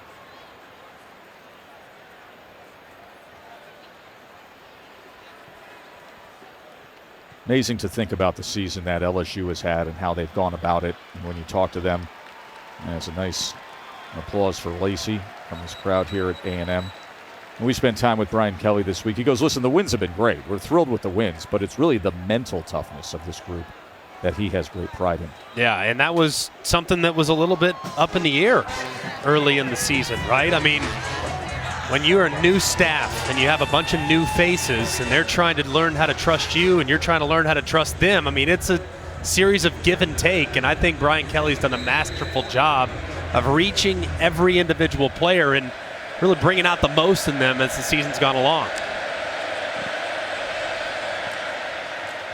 Kane straight ahead as he gets to the 37-yard line.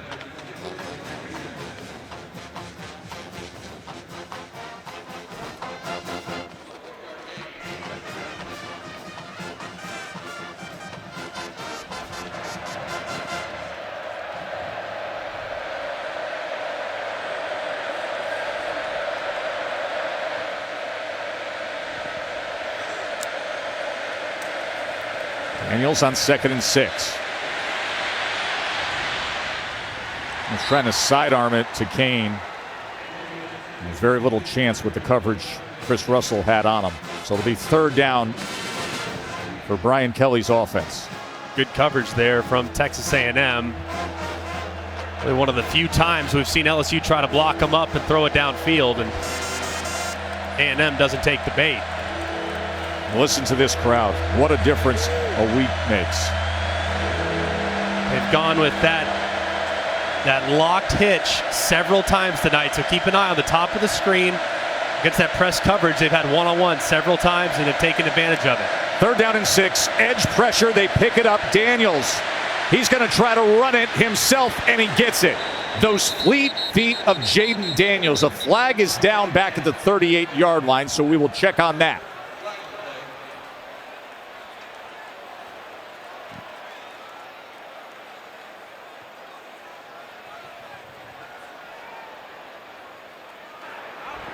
Holding, offense, number 50, 10-yard penalty, 3rd down. That's the right tackle, Emory Jones, who was sliding a bit inside for protection for Daniels.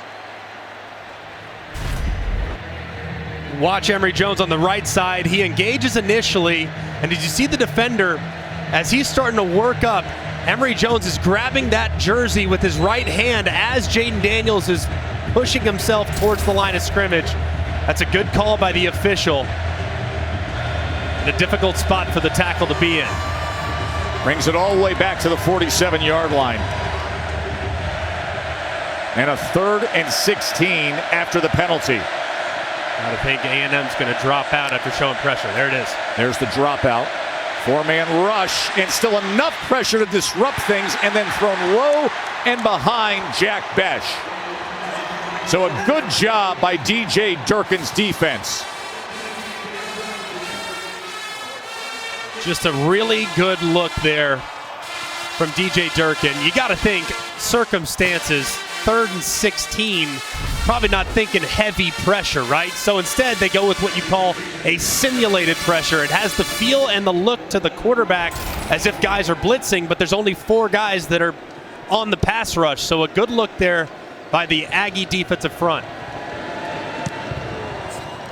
Bramlett looking for the pin here, but instead it is fielded near the 15-yard line. Now a quick word from Verbo. Some of you guys say VRBO, and let's just be honest, that's not it, okay? It's Verbo. Tebow. Verbo like Tebow. Tebow like Verbo. Under 3 minutes to go here in the 3rd. Texas A&M has lost 6 straight SEC games. And then last week, it was really just a dismal day and a lackluster win against UMass. This place was thinning out. The weather was horrible. But good things happen around the holiday season, right? Fans like that. Big man in attendance. I like it. Now it's offense, however, in the second half for A&M has really struggled. A-Chain's been the star tonight. And he adds to his total as he's carrying Micah Baskerville and Fouché with him for 9 more yards. So he's gone for 134 yards tonight, Greg. Nicely done here. Nice and patient around the edge. And I think that's what's so impressive about A-Chain is that Wow better take advantage. Will Perkins on the sideline, by the way. 2nd and 1. Fighting for just 1 extra yard Getting past Ojolari to move the chains is A-Chain. Well, what's so phenomenal about A-Chain, though, what I was saying a second ago, is he's going off to the sideline. Clearly not 100% coming into tonight, but doing the best he can to be as available as humanly possible for his team. But he's got great speed. And I think natural tendency when you're a speedster is to go full speed all the time. His patience is what's most phenomenal about how he runs the football, and it's been on display time and time again tonight. Hopefully he'll be okay and he'll get back in the ball game. No other A&M running back has had a carry tonight.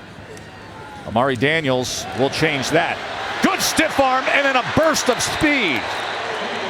So Daniels picks up where A-Chain left off as he gave that stiff arm to B.J. Ojolari. 11 yards for Daniels. And a good job feeling the collapse on the backside, and good job by Daniels cutting back. Put a nice stiff arm on Ojolari, picking up a nice gain. Can't imagine A&M abandons the run right now. They're running it well for the first time this half. Offensive line is playing great. Running backs playing spirited. As Daniels goes ahead out to the 41-yard line. And remember, they have been missing key pieces on this offensive line. Bryce Foster, who's a big NFL prospect in the middle, the center, he's been out for the year. 2 starters earlier this year at left guard, out injured, down to the true freshman Dewberry, who's got a bright future. And now this gets into the hands of Evan Stewart. So Connor Wigman, freshman to freshman, connecting with Stewart. First down, Texas A&M. Man, Stewart was quick on this slant route. I mean, very, very quick. Wigman almost threw it behind him to the point. Watch how quickly he breaks that slant. Great adjustment, too, by Stewart, flipping his hips. See that natural flexibility without stopping, a ton of momentum, snagging the football, and having a nice completion. Another one of the big 5 stars that made up the #1 class in the country. Look at Daniels go!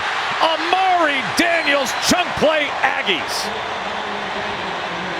23 yards. He comes in for A-Chain, and he has picked up and gotten after it.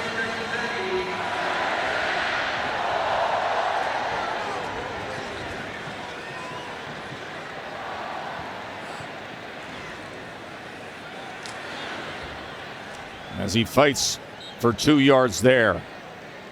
Things changed in this third quarter. Damani Richardson had the big swing play. We are headed to the fourth quarter. And here at Kyle Field, it has been competitive all night. And the #5 team in the country, a week away from playing for the SEC championship, is down a touchdown to A&M.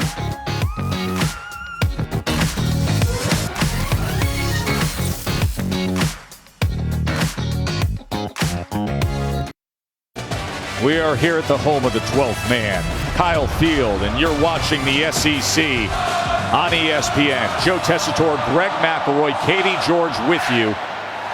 And what has been the most unexpected regular seasons for these two teams, A&M and LSU, and now an unexpected score to start the fourth quarter.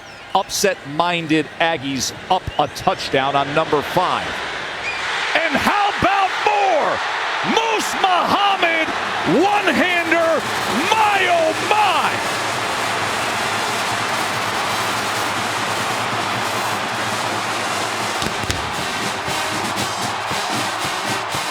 We got something bubbling up here in Aggieland, folks.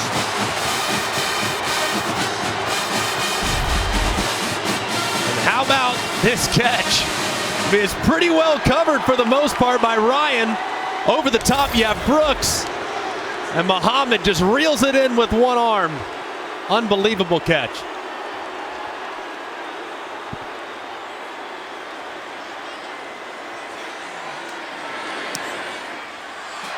You know, Brian Kelly said to us the other day, he said, listen, A&M is young. I get it. We know the season they had, but they are so talented, and they can be really scary.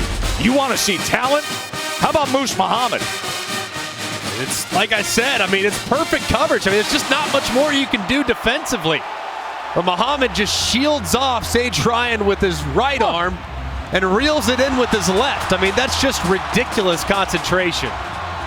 And how about the true freshman quarterback, Connor Wigman?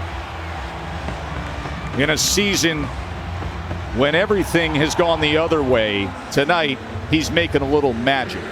And his father, of course, Muhsin Muhammad, the two-time Pro Bowler, the NFL veteran with the Panthers and Bears for all those years. 18 years ago, he led the NFL in receiving yardage. And there is Wigman, the big recruit, made his way here from Bridgeland High, where he was a great baseball prospect as well. And now the starting quarterback for this A&M team. You see how relaxed he's been all night, the composure in this spot. In a season that has seen 6 straight games in the SEC go the other way.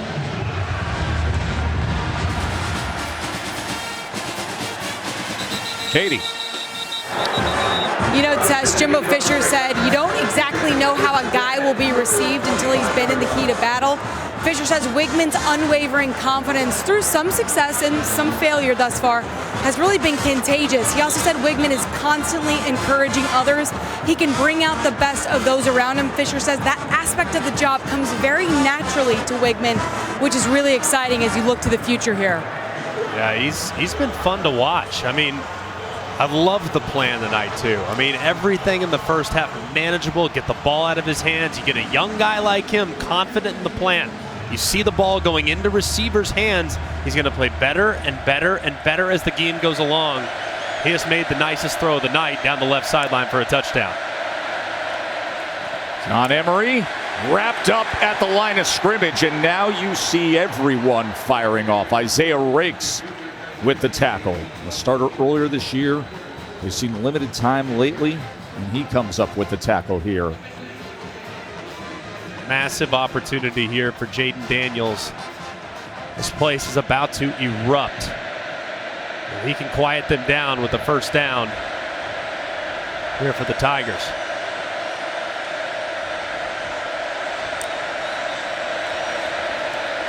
Daniels feeling the pressure again. And taken down. They swarmed him. And it was Walter Nolan, the 5-star true freshman, finally getting to Jaden Daniels. The first sack of the night for the Aggies. But watch how they use the quarterback spy. The left side, you see Overton doesn't drop. He buys the tackle, and then he converges immediately and forces Jaden Daniels to stay up inside where his teammates are. Excellent job by using the quarterback spy. And now LSU way behind the sticks. 3rd and 15. 3-man rush. They drop 8. Daniels still looking for anything on 3rd and 15. Flag is down as Daniels is chopped down. He took that hit to the leg. And just a little slow to get up as Tyreek Chappelle went low and cut him down.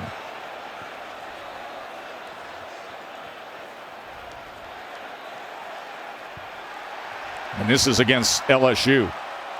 And Daniels is now on his back.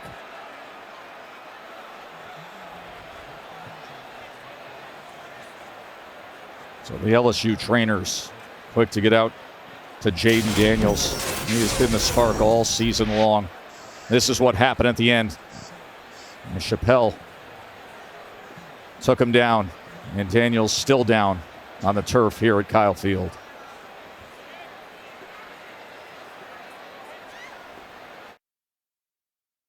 Matt Perry back in our college football studios with your AT&T countdown to the CFP National Championship Studio update. Raleek Brown takes it in 24-7 USC, but here come the Irish moments ago. Drew Pine, good toss.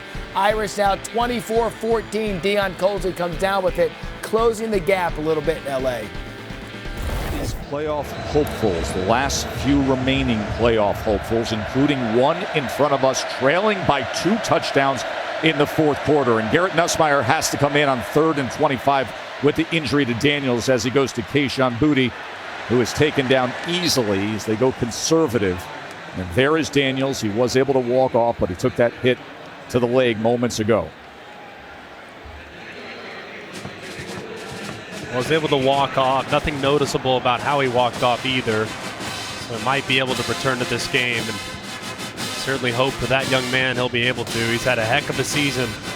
Nussmeier's a capable backup, though, and they're very confident in Nussmeier if he has to shoulder a heavy lift the rest of the way. That was the first 3 and out for LSU tonight. Bramblett onto punt as the umbrella drives this back to the 35-yard line. Moose Muhammad on the return had that sensational touchdown catch moments ago as a flag is down on the return back at the 38-yard line. And Matt gave us the USC update. USC fans, Ohio State fans, and they say, hey, Texas A&M could do the job this week, not next week with Georgia. Only 6 teams, really, if you think about it, still alive in the playoff hunt. LSU's one of them for now. But a 3rd loss, that would put them on the outside. During the return, personal foul, illegal blindside block, receiving team, number 40, 15-yard penalty from the spot of the foul, first down. Just the 2nd penalty on A&M tonight.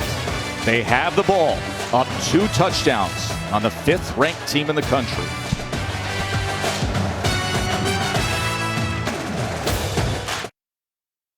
I'm a long snapper. I'm also the 12th man here, and this will be my last college football game. Each year, you have a different team. You have different teammates, learning to work with different people. I feel like that also will help you and prepare you for later on in life. Oh, man, I'm going to miss the guys. That's, the game's great, the moments are great, but I'm going to miss the guys mainly. The sport has given me so much, so many great friends, so many great memories that I'll have forever. Yeah, Connor Choate, that is our player spotlight brought to you by Royal Caribbean. And Greg, we spotlight Connor. Listen, obviously the season with A&M, this is the final game. This is probably the last time they ever plays the sport. Yeah, no, it's a special story. Obviously wearing 12 at Texas A&M, it means an awful lot. And, even as a kid from Southlake, and knowing that he's from Capel, I gotta tip my cap to that young man. He's had a great career, and obviously being from the Dallas-Fort Worth area, I understand what that Aggie network means, and clearly he does as well. A-Chain back in the game, 2nd and 7. Wigman trying to escape the pressure. He's brought down after a gain of a yard as he's taken down by Roy.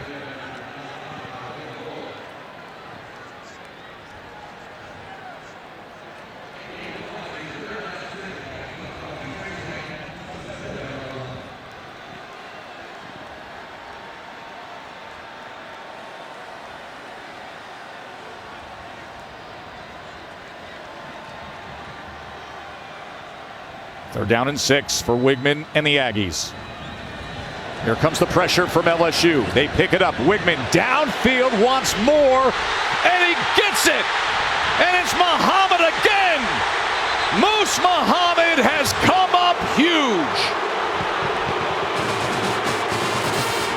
From the one-handed touchdown catch to this for 39 yards. Wow. I mean, just an unbelievable catch from Moose Muhammad. It just feels like it's your day. I mean, so much has gone against the Aggies this year, so many difficult days. But man, everything seems to be aligning on the final Saturday of the regular season as Moose Muhammad on ball thrown way inside, somehow reaches his left arm in there and reels it in against great coverage. He's been targeted 5 times. He's got 5 catches for 94 yards and that thrilling touchdown. As A-Chain, who left the game earlier in this second half, Daniels came in, played well. He's back to action, and he has been sensational tonight. 142 yards and a touchdown. Just an unbelievable future for so many of these guys in College Station. I mean, Moose Muhammad's, of course, going to be a great player, and already is a great player. Evan Stewart, though, great to have him back in the mix here in the final game of his freshman year. But Devon A-Chain, of course, might be playing his final game here in College Station, but my goodness, has he been special tonight.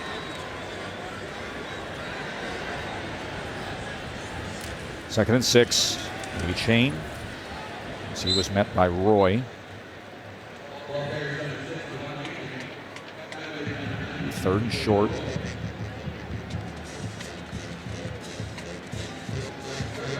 Jimbo looking into that play sheet. There's been so much criticism of the offense this year. He says, listen, it's easy to sit back and say what we should do, but got a young team, got injuries. Not easy to be creative when you got young players who aren't quite ready for it. Now tonight, some of those younger players are showing perhaps they are ready for it. And he's got one of them with the true freshman quarterback, Connor Wigman. And a return of Devon A-Chain, who he can lean on. 3rd down and 3. A-Chain trying to get to the outside, and he does. And he spins free of Baskerville. Oh, what a night for A-Chain. 1st down, Aggies. I mean, this is what A-Chain could do. I mean, this is well defended at the line of scrimmage by LSU. There are 3, maybe 4 LSU Tigers that are in the backfield about to make a stop behind the line of scrimmage on short yardage situation, and didn't matter. A-Chain somehow finds a way to stop on a dime, get to the edge, and turn what was supposed to be a negative play into a huge gain.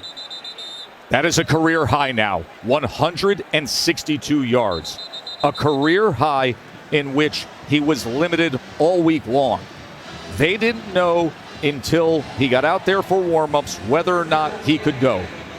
Left the game, has a slight limp, but just keeps fighting and fighting and showing you his character on a season like this, when he's been encouraging guys even when he's been out, when he didn't tap out, when he didn't just come in for a soft landing. He said, I want to get back in for one last game. 1st and goal.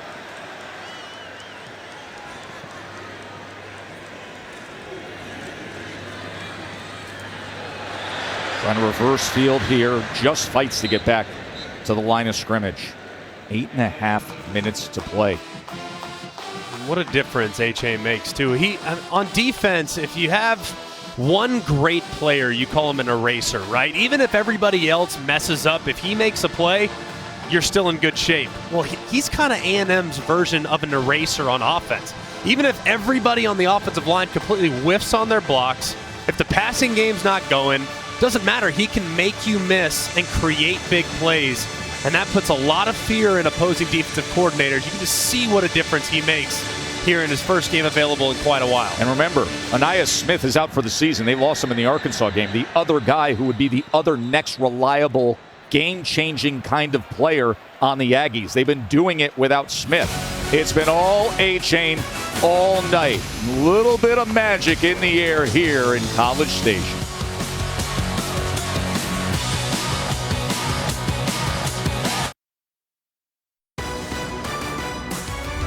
ESPN College Football Primetime is presented by Subway. Try the all-new Subway Series menu. Your pick of 12 irresistible subs. Moose Muhammad has had 2 incredible catches in this 4th quarter. Devon A-Chain has been working hard, grinding with the running yards. And now the Aggies want more. And here he goes for it and gets it. A-Chain again.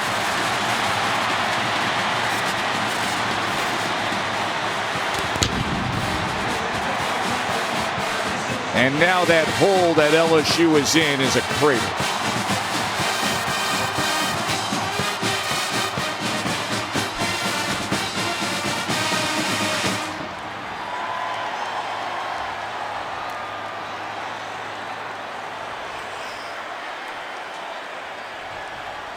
A week from now, Brian Kelly's going to look up at a scoreboard like that, and it's going to say #1 George on it. And right now, it's 21 unanswered points by A&M. It's a thing of beauty. You get the kick out block by Robinson. You get the loop block there by Green, and then you get Crown over blocking the perimeter. Just beautifully executed. 3 hats on a hat. You get to the outside with A-Chain, and he finds the front corner of the end zone for another Aggie touchdown. Just excellent execution there in the run game for the Aggies.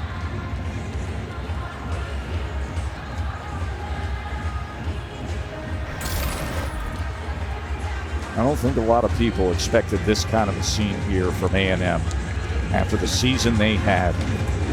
The 6 straight losses against SEC rivals. And instead of putting this thing in reverse, they come out and fight tonight with veteran leadership and then a mix of extremely talented freshmen that are coming into their own. I point out Layden Robinson, the veteran right guard, who cleared the way. He's the one guy that's been in his spot all season long.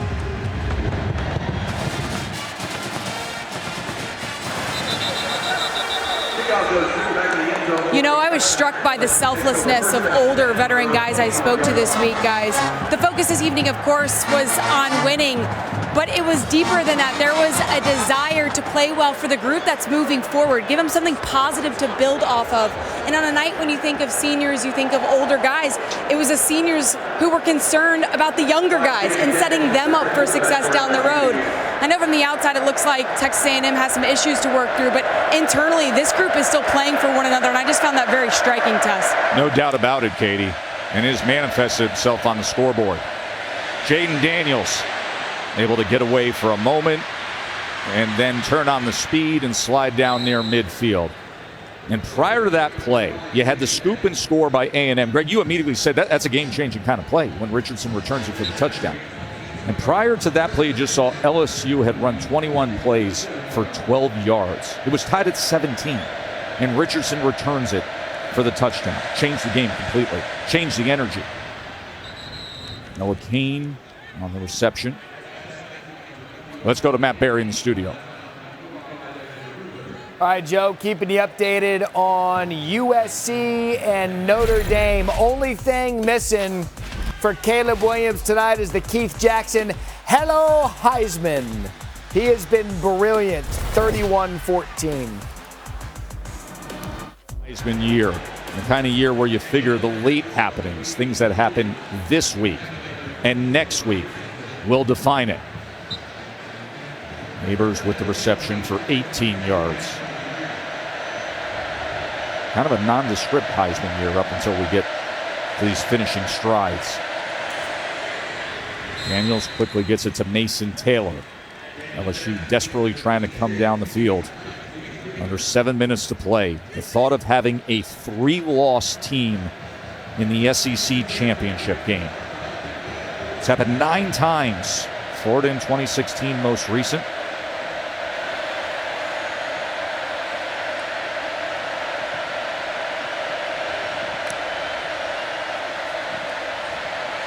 Daniels somehow able to get free, keep his balance inside the 5-yard line for 1st and goal. He is slithery. Tell you what, this has been a really nice drive orchestrated by LSU and Jaden Daniels. Game not over yet in their eyes. Not at all. Emery straight ahead for a touchdown. They wasted no time coming right down the field to score the touchdown. John Emery, as he has 3 on the night. We're going to go for 2. Only took 1:25.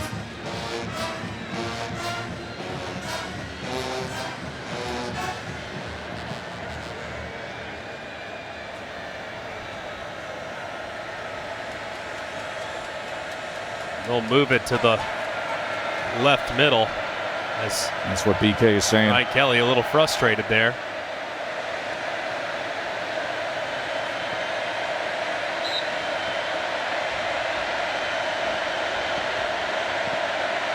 They roll Jaden Daniels to his right again. This look, you certainly could.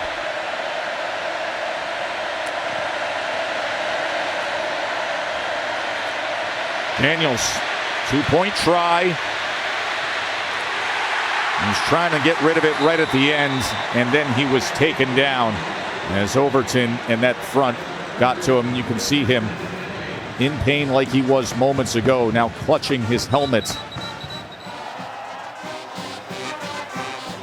They will check on Jaden Daniels, their star quarterback.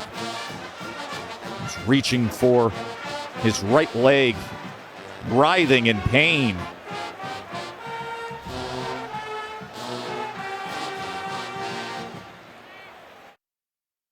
Matt Berry at our college football studio. The war on I-4 has gotten weird. UCF was up 28-0, and South Florida has come back to take the lead on ESPN2, 39-38. Well, who didn't see that coming? 1-10 South Florida. I mean, come on. LSU kicks away here with under 6.5 to play. So next Sunday, we find out. We will hear the college football playoff matchups in the Fiesta and Peach Bowls. It'll be New Year's Eve when we get those national semis. And we will unveil the New Year's Six Bowl games. It all begins noon Eastern on ESPN. And if this score holds up, we are whittling it down. The teams that realistically have a chance to hear their name called, Greg. And so many people are probably clamoring, saying, well, there's going to be teams that can find a way in. If Clemson goes out next week and dominates, right, do they still have a chance? Does Alabama have a chance? I just don't see it. I think there's 5 teams that can realistically make the college football playoff if this result holds. A-Chain is swarmed. Obviously, Georgia and Michigan. TCU, who's going to play for the Big 12 championship. USC, who's doing their thing, they're going to play for the Pac-12 championship. You're going to have now the one-loss Ohio State team. Right. And this LSU team, say what you want, but if they got to the big one with just the 2 losses, then knocked out the heavyweight champions of the world, Georgia, they probably would have been in. Yeah, with 3 2 losses, you're done. For sure. Yeah, 3 losses, absolutely not. But 2 losses without question. And it's not totally out of the realm of possibility tonight they can come back and make it interesting. It's just highly unlikely. I just think that right now, this has been such an odd year. I mean, it really has. It's been a very odd year as it relates to the college football playoff. Even the best team in Georgia, I think we all unequivocally believe that Georgia's the best team. No doubt. They looked very human at times against Missouri, and they're in that kind of midway point of the season where they just didn't play great football. So every team at times has looked great. Every team at times has looked subpar. The teams that have survived the test of time are the ones that are going to be represented. We know what Georgia's great looks like. Yes. And it is very, very much great. We also know that Michigan can play a style of football that wins on the big stage with defense, with running the ball, and physicality. A-Chain continues to get the workload here under 5 minutes to go.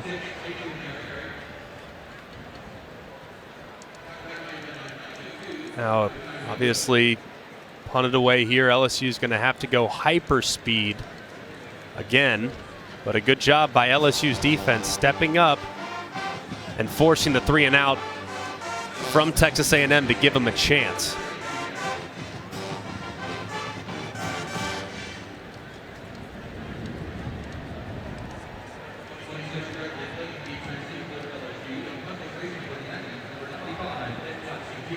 Constantino on to punt.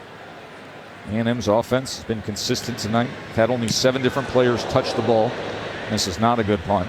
See if it takes a good bounce, as it does for A&M. That might have gotten tipped.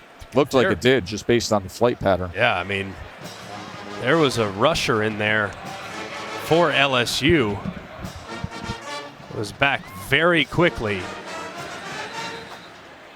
Last time we saw it, let's take a look. No, not quite. Just didn't hit it great. Must have felt the pressure and the presence there from the LSU special teams unit. But last time we saw Jaden Daniels, he was writhing in pain on the ground, and now he's back, thank goodness, with that right ankle taped up. See if it affects his mobility here in the pivotal drive. 4 minutes to go. Can Daniels spark something late? Goes underneath to Noah Kane. That's a first down as he continues carrying the defender right to midfield.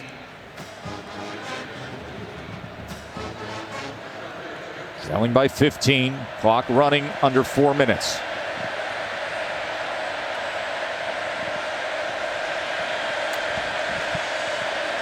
Three-man rush against Daniels. Incomplete. Flag is down as he was trying to connect with Mason Taylor. Might get a hold here on Texas A&M. Chappelle had what appeared to be a strong grasp of Mason Taylor. Prior to the pass, holding, defense, number 7. 10-yard penalty, first down.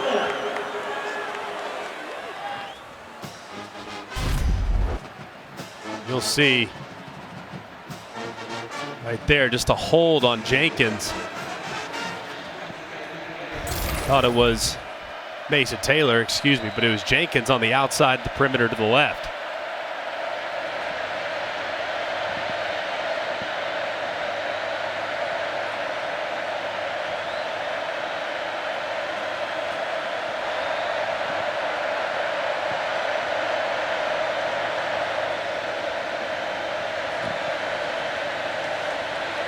Daniels gonna tuck and run as he was taken down by Bryce Anderson. He's doing that after getting banged up just minutes ago. He had to tape up that right ankle. 2nd and 2. Daniels going to launch it downfield, and it's out of bounds and well beyond Taylor, and a flag is down at the 15-yard line. Might get another hold on A&M.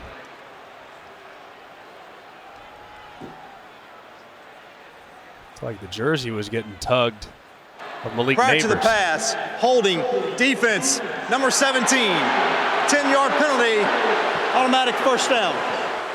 And Malik Neighbors trying to release inside, working against Jalen Jones. As you see that left arm just grabbing the jersey or the undershirt there.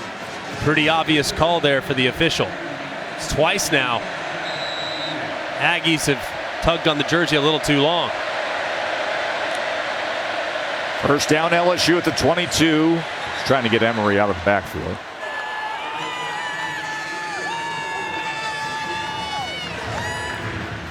The SEC West Division champs. A week from now, they've got to go up against number 1 Georgia.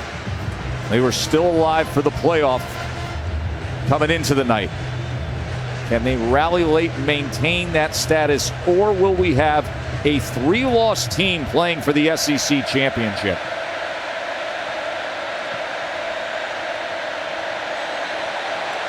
And there was some movement up front with Mason Taylor, the tight end. False start, offense, number 86. 5-yard penalty. 2nd down.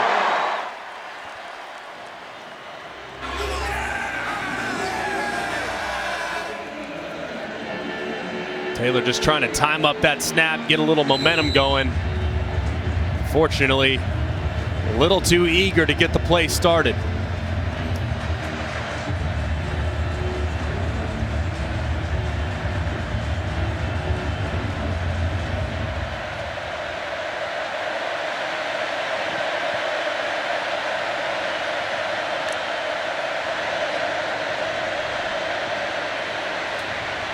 Daniels could not connect with Neighbors there. The 3rd and 15.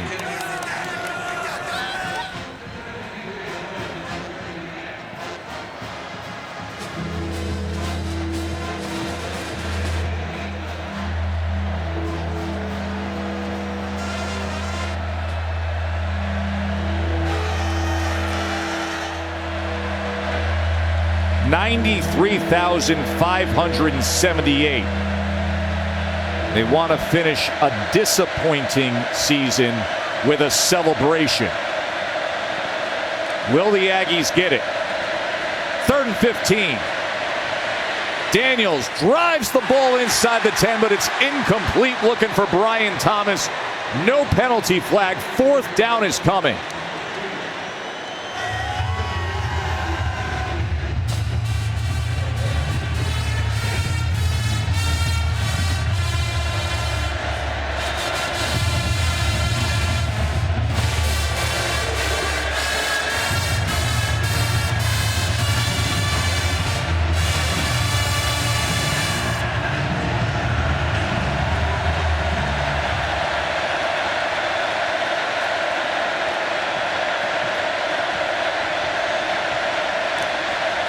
to stay alive. 4th down, Daniels to the end zone. Corner of the end zone, incomplete. Jeray Jenkins gave it his best shot. And the Aggies will take the ball. Rolling on the field is an incomplete pass. Man, it was so close. Down, it was a Texas great A&M. look for LSU. Did look like Jenkins kind of secured the catch. Does he get a foot down? But as you see, as he goes to the ground, the ball comes free, and you have to be able to maintain control all the way through the catch. So really close call in the back of the end zone. Let's bring in longtime SEC referee and our rules expert, Matt Austin. Where do your eyes go here, Matt? Well, I tend to agree with Greg on this one. Incomplete pass is under video review.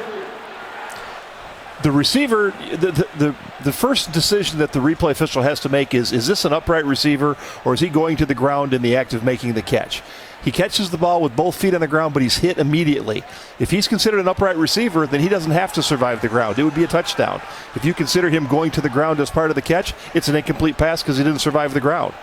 So this is totally in the hands of the replay official. The fact that he takes 2 more strides, does that in any way define him as upright or going to the ground? These next 2 steps right here and there, Matt.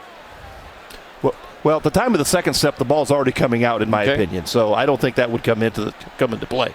But if I'm in the replay official seat here, I'm going to call this an incomplete pass. Yeah, and of course, it always has to be indisputable video evidence beyond all doubt to overturn. If the play was called a touchdown on the field, it might stand. But since it was called an incompletion on the field, it might stand as a result of that as well. Really doesn't appear to me as if he completely maintained possession all the way through. Now, the upright receiver versus falling down receiver, I can see the gray area, but to me, I just don't think there's enough evidence to overturn, so I would say that the call stands. After video review, the ruling on the field of an incomplete pass stands. And with that, A&M gets it with 2:37 to play. Tyreek Chappelle, the defensive back, who came in hard against Jeray Jenkins. Now, it's not totally over yet. Still 3 timeouts for LSU. A great job of preserving those timeouts for when their defense is on the field in a gotta-have-it situation. So not totally done just yet, but obviously in dire straits. And in order to give yourself a chance, you obviously have to have a 3 and out.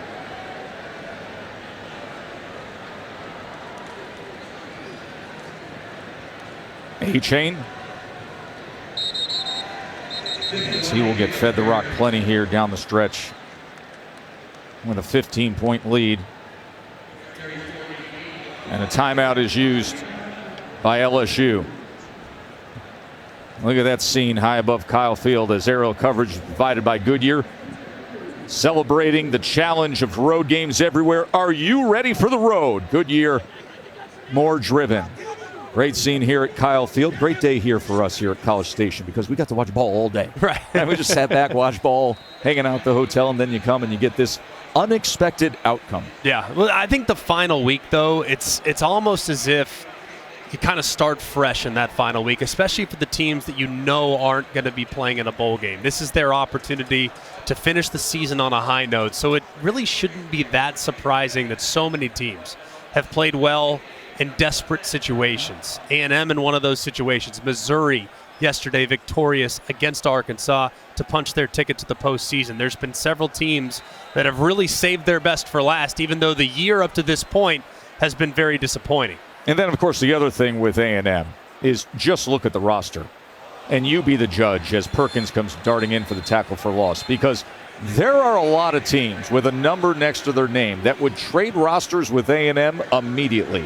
They are as loaded with talent, especially young talent, as any program is. No, without question. And in a normal circumstance, right, A&M would be one of those teams like, all right, hey, they're poised for a huge leap in 2023. I still think they're poised for a huge leap because they don't feel like a team that's 4-8 or 5-7. The roster is just so much better than that.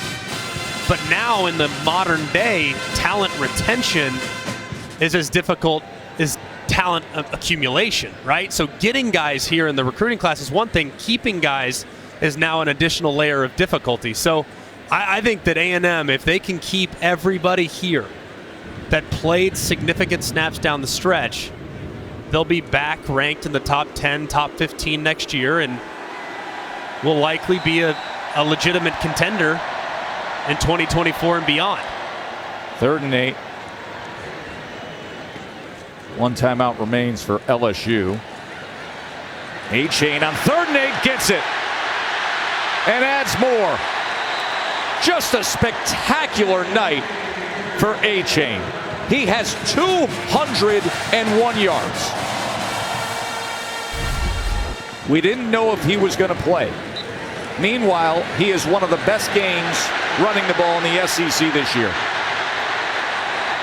Just a phenomenal performance, taking him over 200 now on the night, and he deserves it. I mean, to come back, so many people would say, why? Why would you come back? Why would you put yourself at risk? He just didn't like the taste that this season provided this team and felt like if he could contribute towards finishing on a really positive note, that would give them great momentum heading into next year. So hats off to him. Just a tremendous performance. Let's go to the studio, check in with Matt. You guys talk about it finishing on a high note. The Apple Cup, Michael Penix Jr. Now, Washington cannot play in the Pac-12 championship, but the outcome of this game affects who does play USC between Oregon and Utah. That coming up in just a couple of minutes.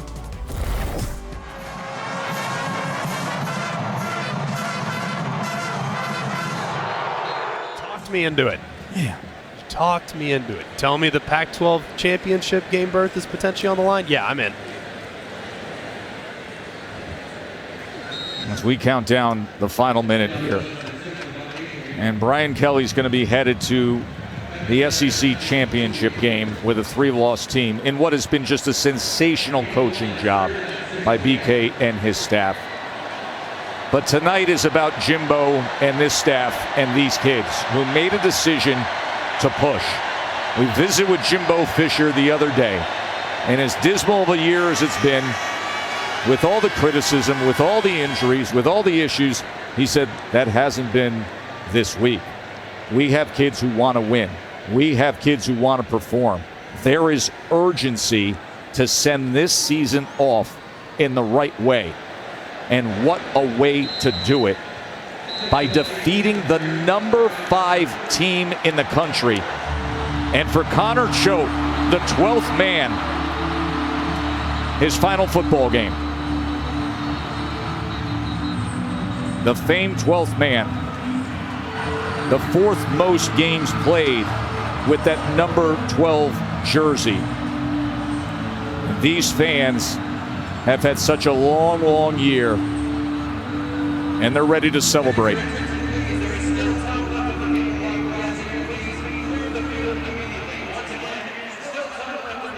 Still 17 seconds left. So crowd control obviously a concern.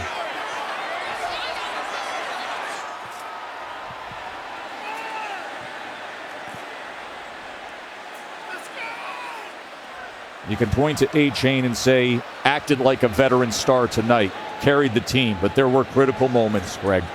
There was the Richardson scoop and score. There were the sensational one-hand catches by Moose Muhammad, and there was spirited play throughout.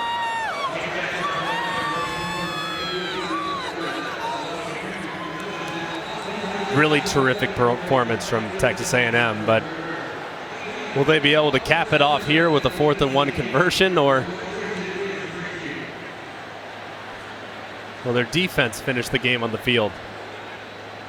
Trying to figure out exactly what just went down. Did Felt like it was over and it was pandemonium, and then all of a sudden, everyone rushing the field stopped in their tracks. Half the LSU team had to come out of the locker room.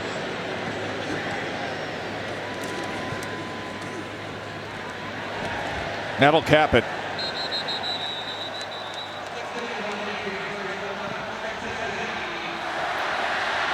Unexpected seasons for both teams. A&M started the year number 6 in the country. It went south. LSU came here number 5 in the country. A&M had other plans. A-Chain rushed for 215 yards. Let's go down to the field to Katie George. Thanks, Tess. Jimbo, I know that you and your team have weathered many ups and downs this season, but what does that kind of performance tell you about your group? Listen, we haven't got the results we wanted. But I always say adversity reveals your character. And our kids, no matter what the circumstance, we practice hard every day. We came to play every day. And there's a lot of character here. I'm happy for those seniors to send them out right. And for the future, what we can do, hopefully we can now understand and get the results we want. But there's a lot of character in these kids. I don't think many people would have blinked if Devon A-Chain did not participate tonight. What does it say about him that he wanted to lead this group in the way that he did? Let me add, that's Devon. Devon is the ultimate competitor, the ultimate team guy, and all of our kids on our team are, but Devon is special. And like I said, everybody from the outside kept saying, what do you got to play for? What about the kids inside were together the whole time. Congratulations on finishing on a high note. Thank you. Yep, the ultimate team guy acted like it. And now we got a big celebration here at Kyle Field.